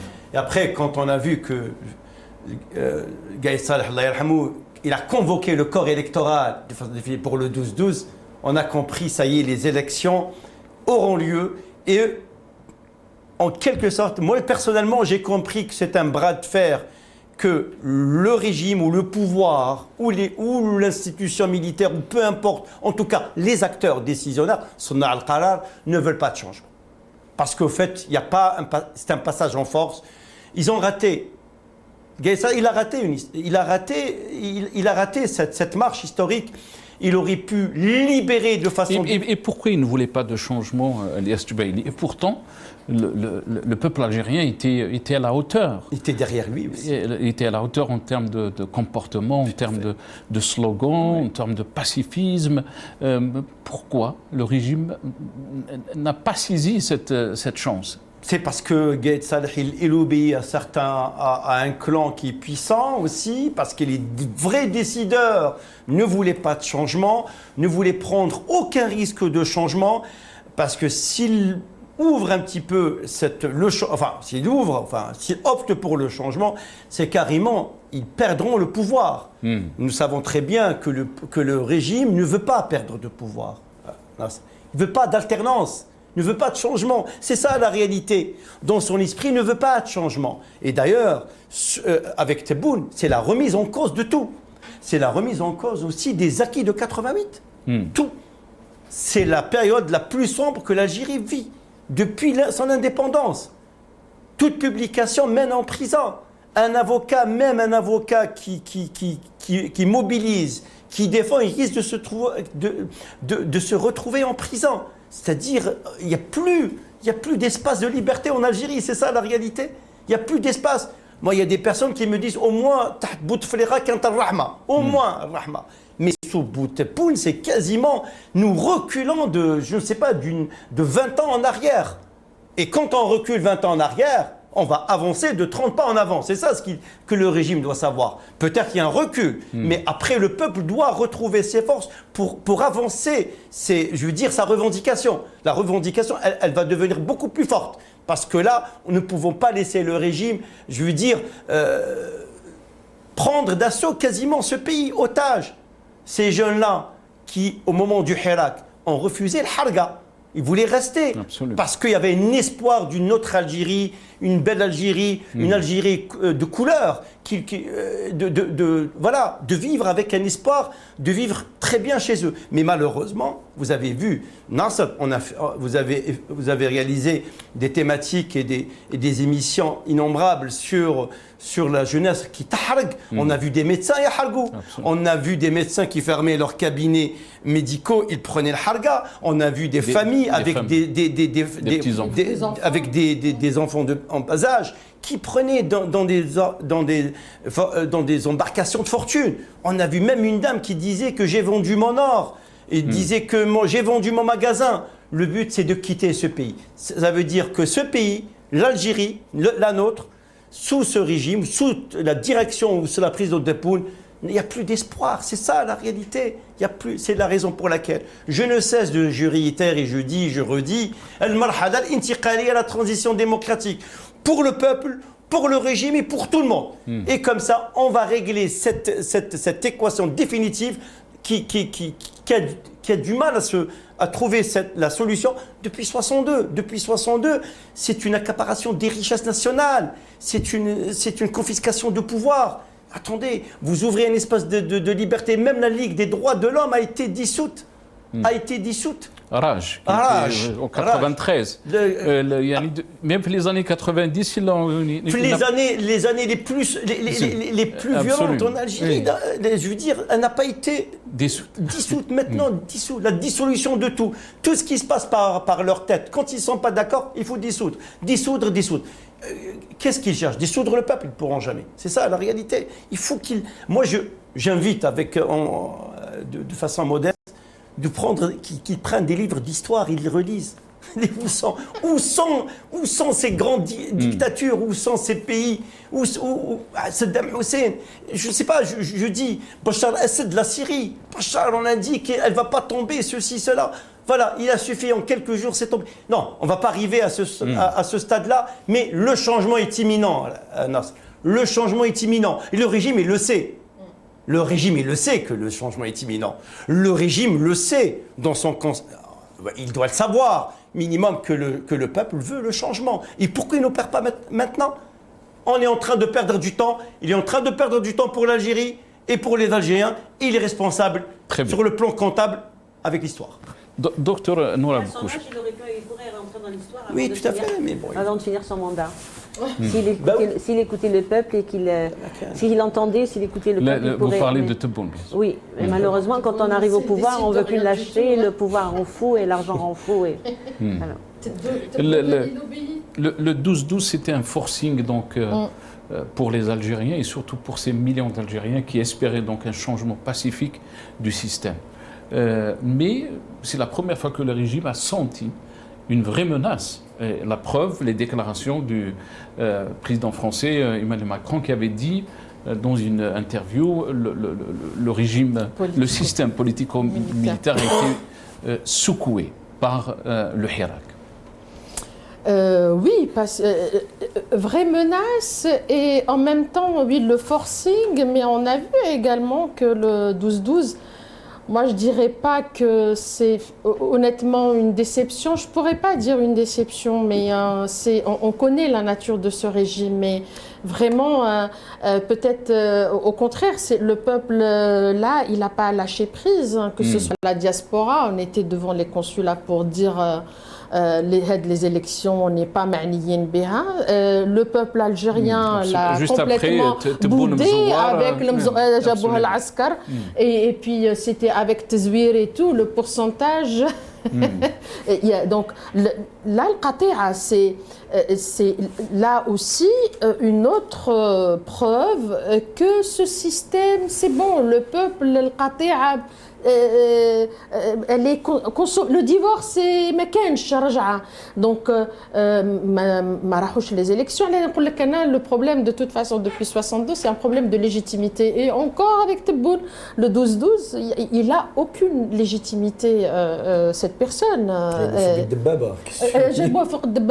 Il a voilà donc du moment que là il pense continuer jusqu'à quand tu peux pas et là toute cette répression d'ailleurs, la dissolution, la répression hadith, ça témoigne quoi? Si eux ils pensent être en position de force et qu'ils vont continuer comme ça ad vitam aeternam, eh ben pourquoi alors qu'ils laissent les gens dire li يكتب في الفيسبوك يكتبوا اللي يخرج يعيط يخرج واللي non, c'est parce que là ils savent que les ingrédients même les Kharjou Hirak 2019 sont toujours là et encore qui m'appelle Ilyas Bekri, et s'ils pensent que on recule, c'est juste même reculer un petit peu pour mieux sauter, hein. Donc ça va être encore plus fort. Juste, je reviens sur un point très important et je tiens quand même à le souligner. Le Hirak, ces mouvements, c'est pas les marches. Les marches, c'est une des expressions du Hirak. Ça veut pas dire que c'est vrai que la crise sanitaire 2020 a stoppé les marches, mais est-ce qu'elle a la pensée, l'esprit, cette envie de se libérer du changement que ce système et tout a changé? Et on l'a vu, la dernière élection du 7 septembre dernier, les Algériens n'ont pas voté. Absolument. Donc, et pourtant, tout ce qu'on a fait, il y avait presque une dizaine de partis politiques qui soutenaient Majid Tebboune et toute l'armada qui avait derrière de publicité et tout ça, mais les Algériens n'ont pas voté. Non, ne se sont pas déplacés pour voter et ça, c'est un non à un rejet total. Oui, c'est un rejet. Mais aussi de l'autre côté, peut-être la question est à vous aussi, le régime, peut-être qu'il a repris la main. Les Algériens maintenant expriment une peur une peur de s'exprimer, peut-être même de demander le changement. Est-ce que... Oui, il a repris la main de par cette répression sur l'expression. Mais l'expression, tu t'as beau, hein, quand une cocotte minute, elle bout, si tu elle va exploser. Donc c'est juste la répression qui, l'expression, elle n'est pas à libérer. Et au contraire, c'est plus dangereux. Que quand tu vas, quand tu es même sur le plan humain, quand tu es en colère et tu exprimes ta colère, c'est bon, après c'est... Mais si tu ne l'exprimes pas, une colère après une colère après une colère, ben c'est... Après c'est... Donc c'est juste l'expression. Donc pour vous, c'est les mêmes mécanismes qu'il y avait absolument, avant oui, mais ils ne peuvent pas de toute façon, pendant un temps, tu peux peut-être contrôler par la répression tout un peuple pendant un temps défini, mais tu ne vas pas le contrôler avec cette répression-là, les prisons, les contrôles judiciaires qui m'a dit Nassera tout à l'heure, entre les دخلوا واللي خرجوا واللي عاودوا واللي نحاو لهم les passeports واللي sous contrôle judiciaire واللي لا ما تهدرش فيس ما تكتبش منشور, c'est tout le peuple est empêché de s'exprimer. Ils gouvernent qui, ces gens-là? Et pourtant, vous avez parlé des régressions, donc des libertés, des droits. Si on compare un peu la situation de notre pays après 88 par exemple, et même dans les années 90, il y avait des massacres, il y avait encore une certaine liberté, si on peut dire. Est-ce que ce régime est conscient que cette voie ne peut pas mener à une Algérie stable, lui qui dit « nous sommes dans une Algérie nouvelle », Jazair el-Jadid? Non, il est pas. C'est ce que je disais depuis tout à l'heure, c'est que il n'est pas du tout conscient. S'il était conscient, il ne va pas gérer la secousse qu'ils ont reçue, la secousse électrique là qu'ils ont reçue avec le Hirak, il la gère à la baguette aujourd'hui. C'est parce qu'ils ont eu tellement peur que ça reprenne que voilà, c'est plus qu'effrayé. Ils ont peur que ça reprenne. Je pense. Pourquoi est-ce qu'on mettrait, pourquoi est-ce que il y a tout ça, parce que je reviens d'Algérie là, il y avait une certaine, comment dire, une atmosphère assez pesante. On sentait bien que le Hirak la date anniversaire du Hirak, et il y a beaucoup de gens qui en parlaient dans les taxis, dans les tribunaux, on n'en parle pas sur Facebook, on en parle entre nous, on en parle dans les taxis. Mais Hissène Qadi, il a été convoqué ces derniers jours. Avant-hier, oui. Avant-hier, oui. Oui, il a été convoqué, il a reçu un appel téléphonique, on lui a demandé de se présenter à la DGSI, il est allé, et puis voilà, je pense que c'est parce que c'est le Hirak, mais c'est pas Hissène Qadi tout seul qui a fait le Hirak, on était tous là. Hein. Mais c'est la peur que ça reprenne. Il y a Hissène Qadi qui a été inquiété Fethi Gras. Avec sa femme. Absolument. Karim Tabou. Mais ça va durer jusqu'à quand? Ça peut pas, comme on le dit depuis tout à l'heure, ça peut pas continuer comme ça. Ça va durer un temps, mais un jour ou l'autre, ce que je dis, il y aura le déclic qui fera que aussi les consciences vont se réveiller et qu'on va peut-être, j'espère, hein, qu'on va se remettre à réclamer nos droits, au moins pour les futures générations. Mais il faut qu'on s'y mette tous. Mais bon, c'est vrai qu'aujourd'hui, il n'y a plus d'espace du tout de liberté, il n'y a plus d'espace d'expression, il n'y a plus rien. Donc, on ne sait pas où on va. On ne sait pas où on va, mais bon, l'avenir nous le dira. Mais non, il faut juste pas perdre espoir, il ne faut pas baisser les bras, il ne faut pas tomber dans la panique totale. Il faut essayer de trouver des solutions, des canaux de solutions. Il faut essayer de faire en sorte que ce régime entende en fait les mots de la population. Qu'est-ce qu'il y a dans la population? C'est pas seulement le logement. Bon, Bouteflika, il a construit des logements, il a construit les autoroutes, il a construit. Bon, c'est bien, tant mieux. Il a $140, c'est normal. Oui. La grande mosquée. Des milliards. Presque $1 milliard.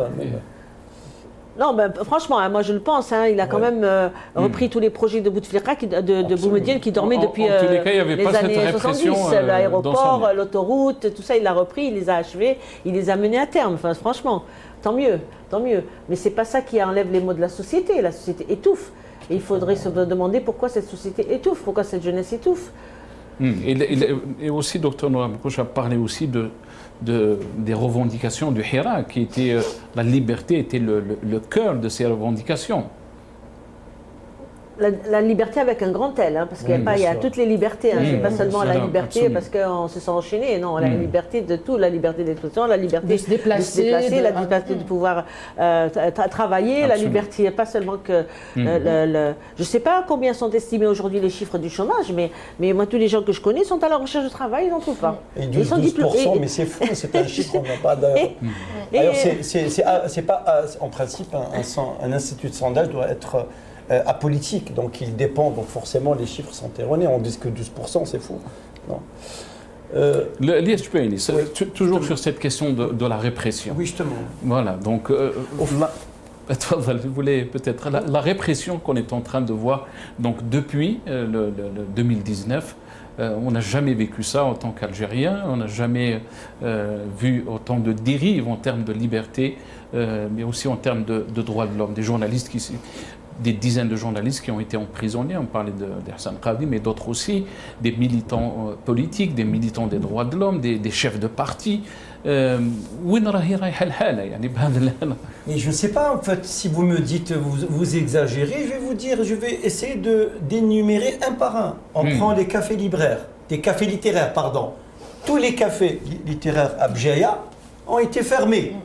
Les éditions Coucou ont été fermées, n'avaient pas le droit, on est d'accord. Ils n'ont pas été le droit d'exposer au salon. On n'avait pas le droit d'exposer. Les journalistes sont intimidés, harcelés, voire arrêtés. Monsieur Blam Abdelwakil Blam. On a vu le journaliste Boujma qui a souffert. On a vu Marzouk Touati, le pauvre, pour Richard, il fait 600 km.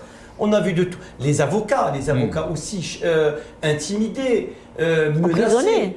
Récemment, il y a un avocat des profs universitaires, Madame Sbaïhi. Toufir Bilana. Voilà, toute la société, elle est complètement, la société algérienne, elle est quadrillée. Elle est quadrillée. Surtout avec l'article 87 bis. Ah, voilà. Alors, c'est quoi leur mode de gouvernance? L'article liberticide, hein, c'est pas un article. L'article, il faut rajouter le qualificatif. C'est un article liberticide qui s'appelle le 87 bis. Interdiction de sortir du territoire national ISTN. Il frappe tout le monde. Hein. Quasiment tout le monde, enfin ceux qui militent, ils ne doivent pas sortir du pays. Non seulement il y a l'interdiction de rentrer, l'opposition qui est à l'étranger n'a pas le droit de... On n'a jamais vu dans n'importe quel pays au monde un Algérien ne peut pas, je veux dire, un citoyen ne peut pas rentrer chez lui. C'est une invention du régime. Donc le régime n'admet aucun espace de liberté. C'est lui qui panique, c'est lui qui panique. Parce que quand il panique, la répression, c'est dû à une panique. À une peur excessive, et donc il panique. Au lieu qu'il propose des solutions, au lieu qu'il propose une sortie de crise, au lieu qu'il propose de dialoguer, de sortir le pays, ce régime est dans un traquenard. Et dans un traquenard, il panique. Donc au lieu qu'il change de méthode en proposant une alternative, c'est quoi? L'alternative, c'est la démocratisation du pays. C'est tout. Mais est-ce qu'il est prêt à le faire avant qu'il soit trop tard? La réponse, elle est entre... Je pense qu'on sera... non, mais c'est vrai. Avec gravité. Il faut qu'il écoute. Chab, il a dit non. Nous voulons Sharia. Chab, il veut récupérer sa souveraineté. Le Chab, il veut exercer sa citoyenneté au sein du peuple. Et j'étais content quand j'ai vu le slogan.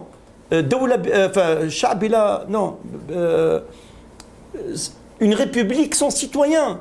Sans citoyens, c'est que le régime ne considère pas les Algériens comme citoyens. On a l'impression, oui, on n'est pas citoyen parce qu'à partir du moment où on n'exerce pas la citoyenneté, on indique les droits. Donc vous n'êtes pas citoyen. On n'est pas citoyen.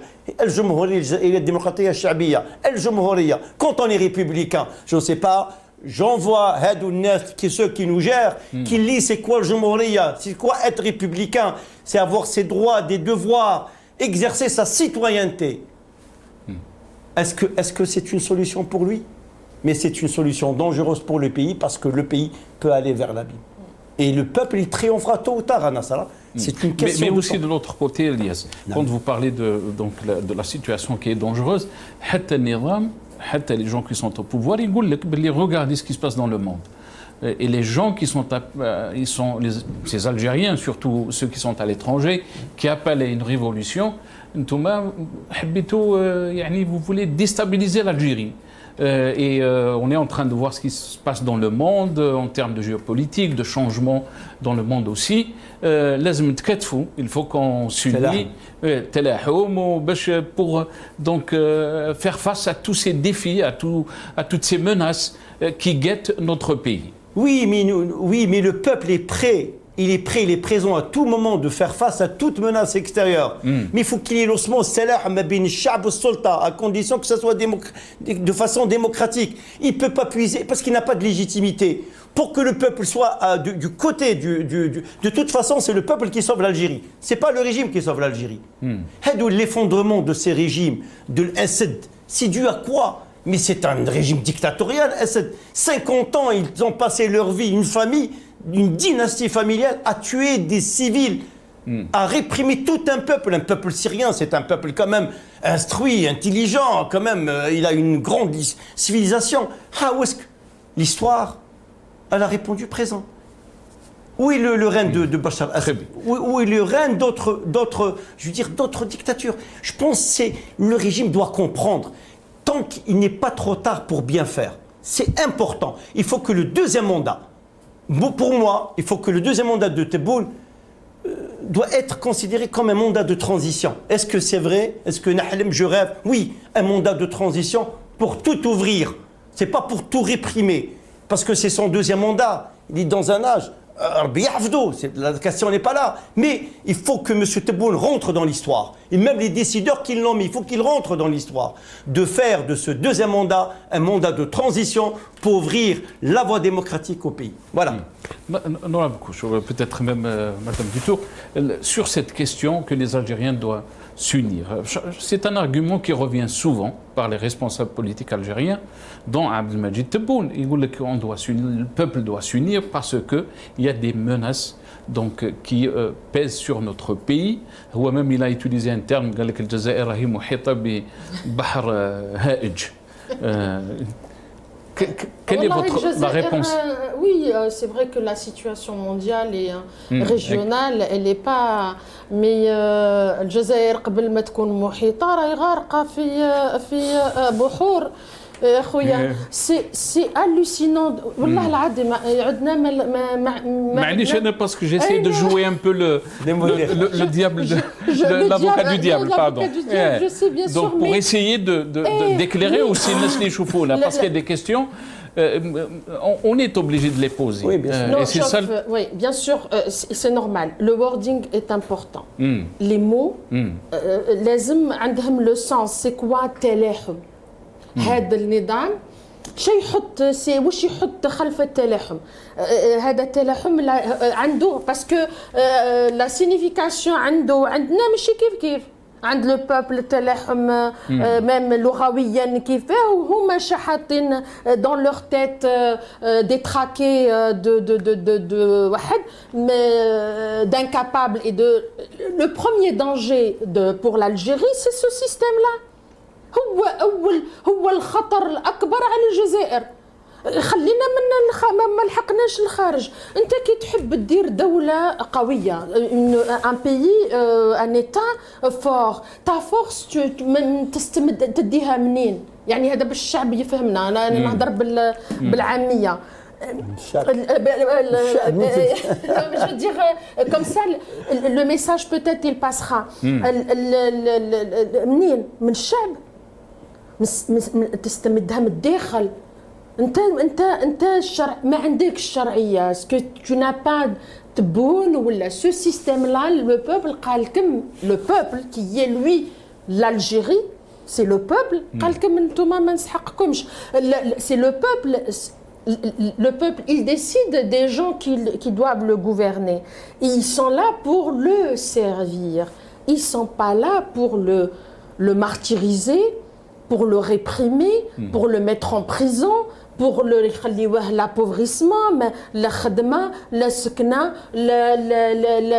ما يلحقش قوت نهارو.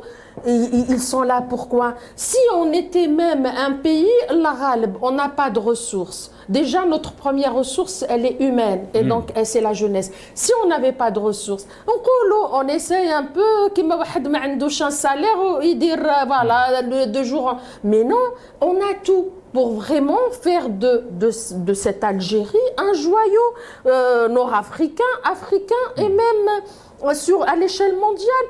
Qui a fait de l'Algérie ضعيفة كيما هكا؟ أنا depuis quand même on a patienté peut-être le peuple من 62 ويستنى في هذه الجزائر الجديدة، في جزائر قوية، في جزائر في المحافل الدولية، في جزائر où l'Algérien est considéré, où l'Algérien il vit une vie de luxe mais normale alors qu'il peut se permettre, comme les pays de Khalij, une vie vraiment sur le plan social. L'Algérien, qu'est-ce qu'il a eu? Le pauvre. Donc le premier danger déjà, si là, c'est, je reviens, un problème de charia. خلاص ما يتنفضوا هذا السيستم، سي نرجعوا للشرعية، الشرعية الشعبية. Donc c'est la légitimité. ومن بعد القوة تاعك تستمدها من الشعب تاعك، ما تقدرش تستمدها من الخارج، وما تقدرش tu peux pas combattre tout ce qui se passe, l'environnement, si toi à l'intérieur ton peuple il veut pas de toi غدوة باش تقابل باش تحمي هاد البلاد avec quoi؟ C'est le peuple qui doit être derrière toi. Mais si le peuple ne veut pas de toi, il faut quand même ce dialogue de sourds. Mais le peuple, c'est cardinal. Il doit sauver le pays. Hein, même si on n'est pas d'accord. De toute façon, ce système-là, pour conclure, هذا النظام هو اللي سيقضي نفسه على نفسه. C'est lui qui va. يعني le peuple, il va lui donner le coup de grâce. هذا ما كان. À qui? Ah non, non, Tebboune, c'est pas le décideur. C'est le régime. C'est le régime. On a senti que, pour revenir à la question, déjà sous Boumedienne, en 2011, avec les printemps arabes, quand on a essayé de manifester, sortir dans la rue, tout ça. Pardon, Boumedienne. On remonte à loin. Déjà, à chaque fois, ils nous disaient, vous voulez que ce soit comme à la Libye, vous voulez que l'OTAN vienne, on fait peur à la population et ça marche, des fois ça marche, hein, on perd la population. Voilà, qui disait كيما سوريا حبيتوا سوريا حبيتوا الإيجيبت حبيتوا يطيحوا صدام وتولي هكذاك العراق وتحبوا دابا باش يخلعوا la population de tout temps. C'est pas nouveau chez nous. Bref, mais ils vont leur faire peur quand? Combien de temps? Combien de temps ça va durer? Combien de temps ils vont faire peur aux gens? Les jours ou l'autre, on se réveille et on se dit, mais ben non, mais ça se passe pas comme ça, quoi. Où est-ce que je voulais en venir? Je ne sais plus. Ah oui, en parlant de l'union. L'union aussi, c'est pareil. On doit s'unir. Mais s'unir, pourquoi on est désunis? Ou est-ce qu'ils avaient qu'on est là, 3 Algériens ensemble, on a accordé nos blancs. Le Hirak, c'était une preuve. Le Hirak. Bien sûr. C'est-à-dire, c'est ce que eux, tu dis rien, tu n'es pas contre eux, tu les laisses faire. La preuve, quand on commençait à s'attaquer un peu à l'emblème Amazigh, tout ça, on commençait à montrer un peu du doigt la région de la Kabylie. Les Algériens sont sortis un peu partout, que ce soit dans l'ouest, que ce soit dans l'est, pour dire et après, ils ont lancé la propagande partout dans les médias. Vous parlez du printemps berbère? Non, la Kabylie. L'emblème Amazigh. Oui. C'était interdit de brandir voilà, donc il y avait même des militants qui étaient emprisonnés à cause de ça. Oui, mais ça a commencé avec ça. Et on disait, au début du Hirak, ça a commencé avec ça.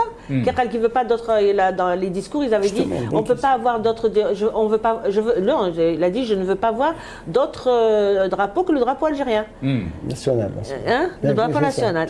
Beaucoup de gens pensaient que c'était le drapeau de la Palestine, mais non, voilà, on voulait être gentil, on s'est dit, c'est peut-être le drapeau de la Palestine, mais non, c'était le drapeau Amazigh. Et les Algériens se sont mobilisés dans le Hirak.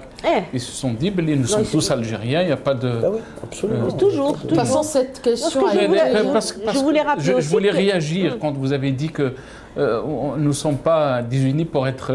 On n'a jamais été désunis, on a toujours été unis en Algérie. C'est un peuple qui est très très soudé et très uni. Hein. Mais il y a la propagande qui fait qu'on essaye de diviser les uns des autres. C'est pour ça que je pensais à la Kabylie. Quand on a essayé d'être solidaire avec, quand il y a eu les manifestations en Kabylie après l'assassinat de Massinissa, il y a beaucoup de gens qui ont voulu se porter solidaires et aller manifester avec les gens de la région là-bas. Je ne veux pas dire les Kabyles, mais les gens de la région qui est la mienne d'ailleurs.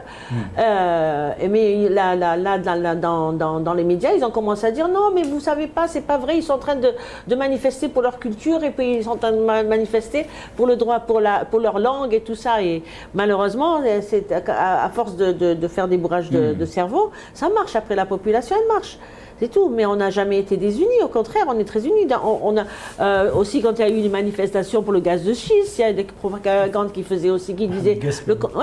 aussi, à chaque fois, mais bon, ils ont tous les médias, ils ont la main sur tous les médias, et surtout, bon, ils font ce qu'ils veulent, mais ça marche un temps, et après ça revient. La preuve, c'est que le Hirak, il est venu quand même après qu'on a fait toutes ces propagandes, après toutes ces manifestations, le Hirak a tenu bon pendant plus d'un an. Tout à fait. Plus d'un an, il a tenu bon. Absolument. Voilà, c'est ça. À chaque fois, il nous ressort ça, l'union. Qui m'a قانون السلم والمصالحة صلحوا شكون مع شكون. قانون السلم والمصالحة. On a vu des repentis qui étaient au maquis pendant des années, soi-disant qu'ils n'ont pas les mêmes salles de sang. واش كان يدير في الماكي؟ كان يشطح ويرتاح كان يشطح ولاو شخصيات ils sont revenus, mais est-ce que les gens se sont, comment dire, rapprochés de ces repentis? Non, au contraire, les gens quand ils ont peur de ces repentis. Et ces repentis, ils sont tellement aigris qu'ils ne parlent à personne. Je parle en connaissance de cause parce que là où habitait ma mère, la Hama, il y en a eu qui sont revenus.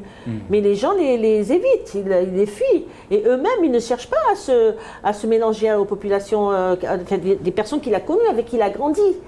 Je pense à certaines personnes. Au contraire. Et des gens qui ont tué pendant des années, soi-disant qu'ils ne pardonnent pas, ils ont encouragé des criminels à tuer encore. Donc on n'a jamais été... Mazel, 6 minutes, donc j'aimerais les partager entre vous. Est-ce qu'on peut terminer cette émission avec une note positive et comment vous voyez donc l'évolution des choses et où est la positivité dans tout ce qu'on a dit? 2 minutes chacun, je vais commencer avec toi, Elias. Après, dans toute révolution, forcément, elle doit aboutir de façon positive. Toute révolution, qu'elle soit même mise en sommeil. Peut-être le Hirak, c'est pas un échec, peut-être c'est une action qui aboutira tôt ou tard. Donc positif, c'est que Chab, il est conscient du changement. Le changement est devenu irréversible. Le changement est irréversible. Là, à faire. C'est-à-dire, c'est un point de non-retour, comme on dit. Comme m'a dit le docteur Noura, c'est pas les marches qui font le Hirak. C'est qu'une expression. Oui, c'est une expression. Au fait, c'est pas sortir, faire des manifestations. Je suis tout à fait d'accord avec elle. Moi, j'ai toujours dit, un certain temps, on va pas devenir des marcheurs professionnels pour changer le régime.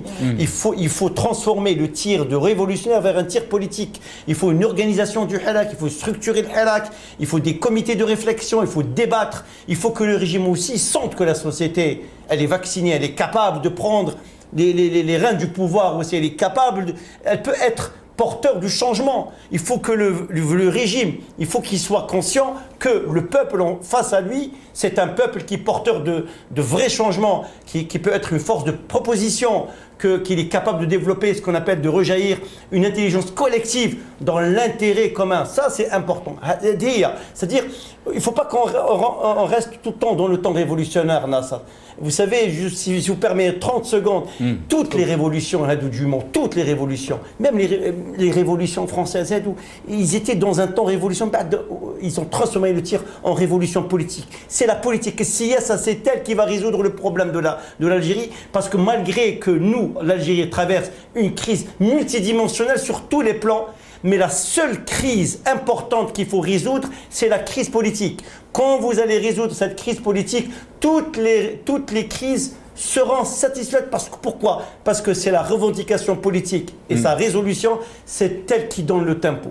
Donc, pour moi, je dis positif, nous croyons en notre pays, nous croyons en notre jeunesse, et surtout nous, les militants, que ce soit de l'intérieur et de l'extérieur, mais qu'un militant de l'intérieur ou d'un militant de l'extérieur, nous sommes militants, nous sommes algériens, nous aimons notre pays, nous voulons que du bien pour le pays, le changement de façon pacifique, nous voulons protéger notre pays, nous voulons immuniser notre pays contre toute menace. Donc s'il nous menace le régime, attention, l'agenda kharijia ou l'agenda kharijia ou l'agenda africaine ou européenne, non. Nous travaillons, nous sommes pour l'agenda algérien. Nous sommes algériens. Moi, personnellement, je ne travaille que pour mon agenda algérien, algérien. Je veux le bien et pour les autres causes nobles du monde, bien sûr. Pour la question de la Palestine aussi, nous voulons aussi la libération de la Palestine, l'instauration d'un État palestinien. Donc, mais il faut que sache que le régime Chab Faik, il a atteint un degré de conscience et de maturité exceptionnel. Et je dis bravo, Tahia al-Jazair, et nous y arriverons. Nasser Aditour, Chab Faik, et pour finir sur cette note, nous y arriverons. Tout combat qui est mené mène à un résultat. Tout à fait. Et nous sommes là pour le rendre positif.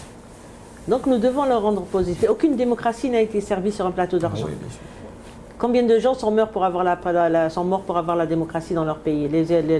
Aujourd'hui, on met l'Union européenne, les pays européens, les pays, les trucs, mais c'est pas venu tout seul. Il y a combien eu de morts, il y a combien eu de batailles. On a en face de nous un régime qui n'est pas facile, qui n'est pas... même les autres, ils n'étaient pas faciles. Les royautés, les royaumes, les rois, qui mettaient les gens dans les oubliettes. Parce que mon fils me demandait la dernière fois en Syrie, quand il a vu les images, pourquoi ils font disparaître les gens. Je lui disais, tu te rappelles pas que du temps des rois, il y avait les oubliettes aussi? On les mettait au cachot au 3e sous-sol. Ça servait d'exemple, ça faisait peur, la guillotine, c'est ça. C'est pareil. On ne les tuait même pas, la guillotine. C'était vraiment mettre les gens au cachot au 3e sous-sol, enchaîner toute la journée, tout le temps, on leur donne à manger des miettes et ça fait paniquer tout un peuple. Voilà, c'est pour revenir je voulais aussi rajouter ça, la panique, il la gère avec le bâton, mais ça va durer jusqu'à quand? Un jour ou l'autre, ça veut bien que ça s'arrête.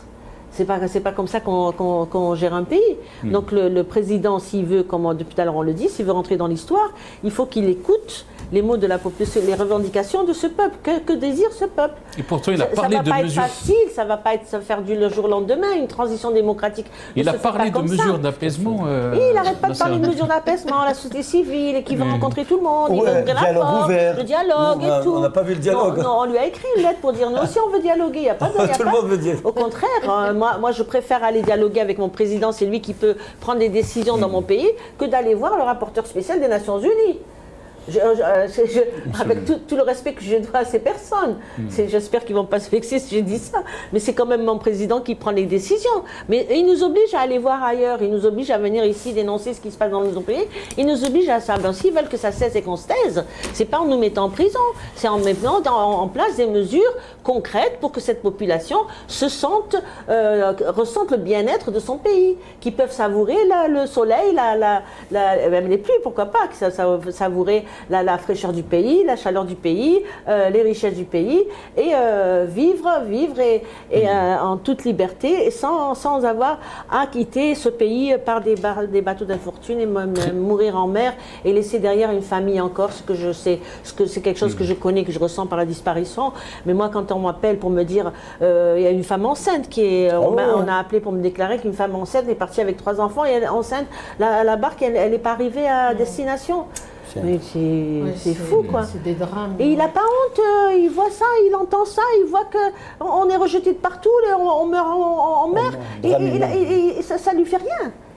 L'image du pays, c'est ça l'image du pays. Moi, ça me fait mal au cœur de voir ça, d'entendre ça. Là, je serai président, je quitte le pouvoir, je m'en vais, je me cache. Si j'ai échoué dans ce sens-là, je me cache. Mais voilà, on a vu comment, pendant les dernières élections, soi-disant élections, on a senti qu'il y avait un clan qui ne voulait pas de lui. En fait, moi, je l'ai senti comme ça. Les chiffres qui changeaient du jour au lendemain, on a eu les résultats 48 heures après et tout ça. On sentait bien qu'il y avait une petite guéguerre. C'est entre eux qu'ils doivent s'unir. On sentait bien ça. C'est pour l'humilier. Je ne sais pas vraiment, mais on sentait qu'il y avait quelque chose qui ne plaisait pas à ceux qui gouvernent vraiment ce pays. Donc s'il veut que nous, on le soutienne et qu'on jusqu'au bout, il faut qu'il prenne en compte les volontés du peuple. Très bien. J'avais commencé cette émission avec vous, Nassira Dutouk, ça me fait plaisir. Merci. Je vais la terminer aussi avec Nora Boucouche, donc les honneurs aux femmes aujourd'hui. C'est un plaisir, honneur aux femmes, honneur. Très rapidement, Nora Boucouche. Wallahi, on ne peut terminer que par le positif, parce que quand on lit la lecture, l'expression, comme j'ai dit, les marches, mais réellement dans la tête des Algériens, ça y est, c'est la rupture avec ce système, parce que Tebboune, il décide de rien du tout. Lui, du moment qu'on lui dit pas de partir, il partira pas. Si on lui dit demain, voilà. Donc lui, il décide de rien. Donc c'est pas avec lui qu'on s'adresse pas à lui, mais aux décideurs et c'est au peuple algérien bien sûr de décider. Nous ici, on n'est que chacun une voix. Mais le changement, le mouvement, il est il continue et le combat continue et c'est tout. Mais ces régimes-là, ils finiront par... Et le régime algérien, il vit pour ne pas dire ces dernières... c'est terminé. Donc le peuple a décidé et le peuple gagnera. Merci beaucoup, docteur Nora Boucouche. Merci aussi à Elias Djbaili qui a été avec nous. Merci beaucoup aussi à Nassira Dutour. Très content de partager cette émission avec vous. Merci. Et on a oublié de dire, j'ai oublié de dire bonjour à tous les auditeurs et on leur dit au revoir. Voilà. Merci beaucoup, chers téléspectateurs, d'avoir suivi cette émission. Téléspectateurs, pardon. Voilà. On va vous retrouver dans d'autres émissions. La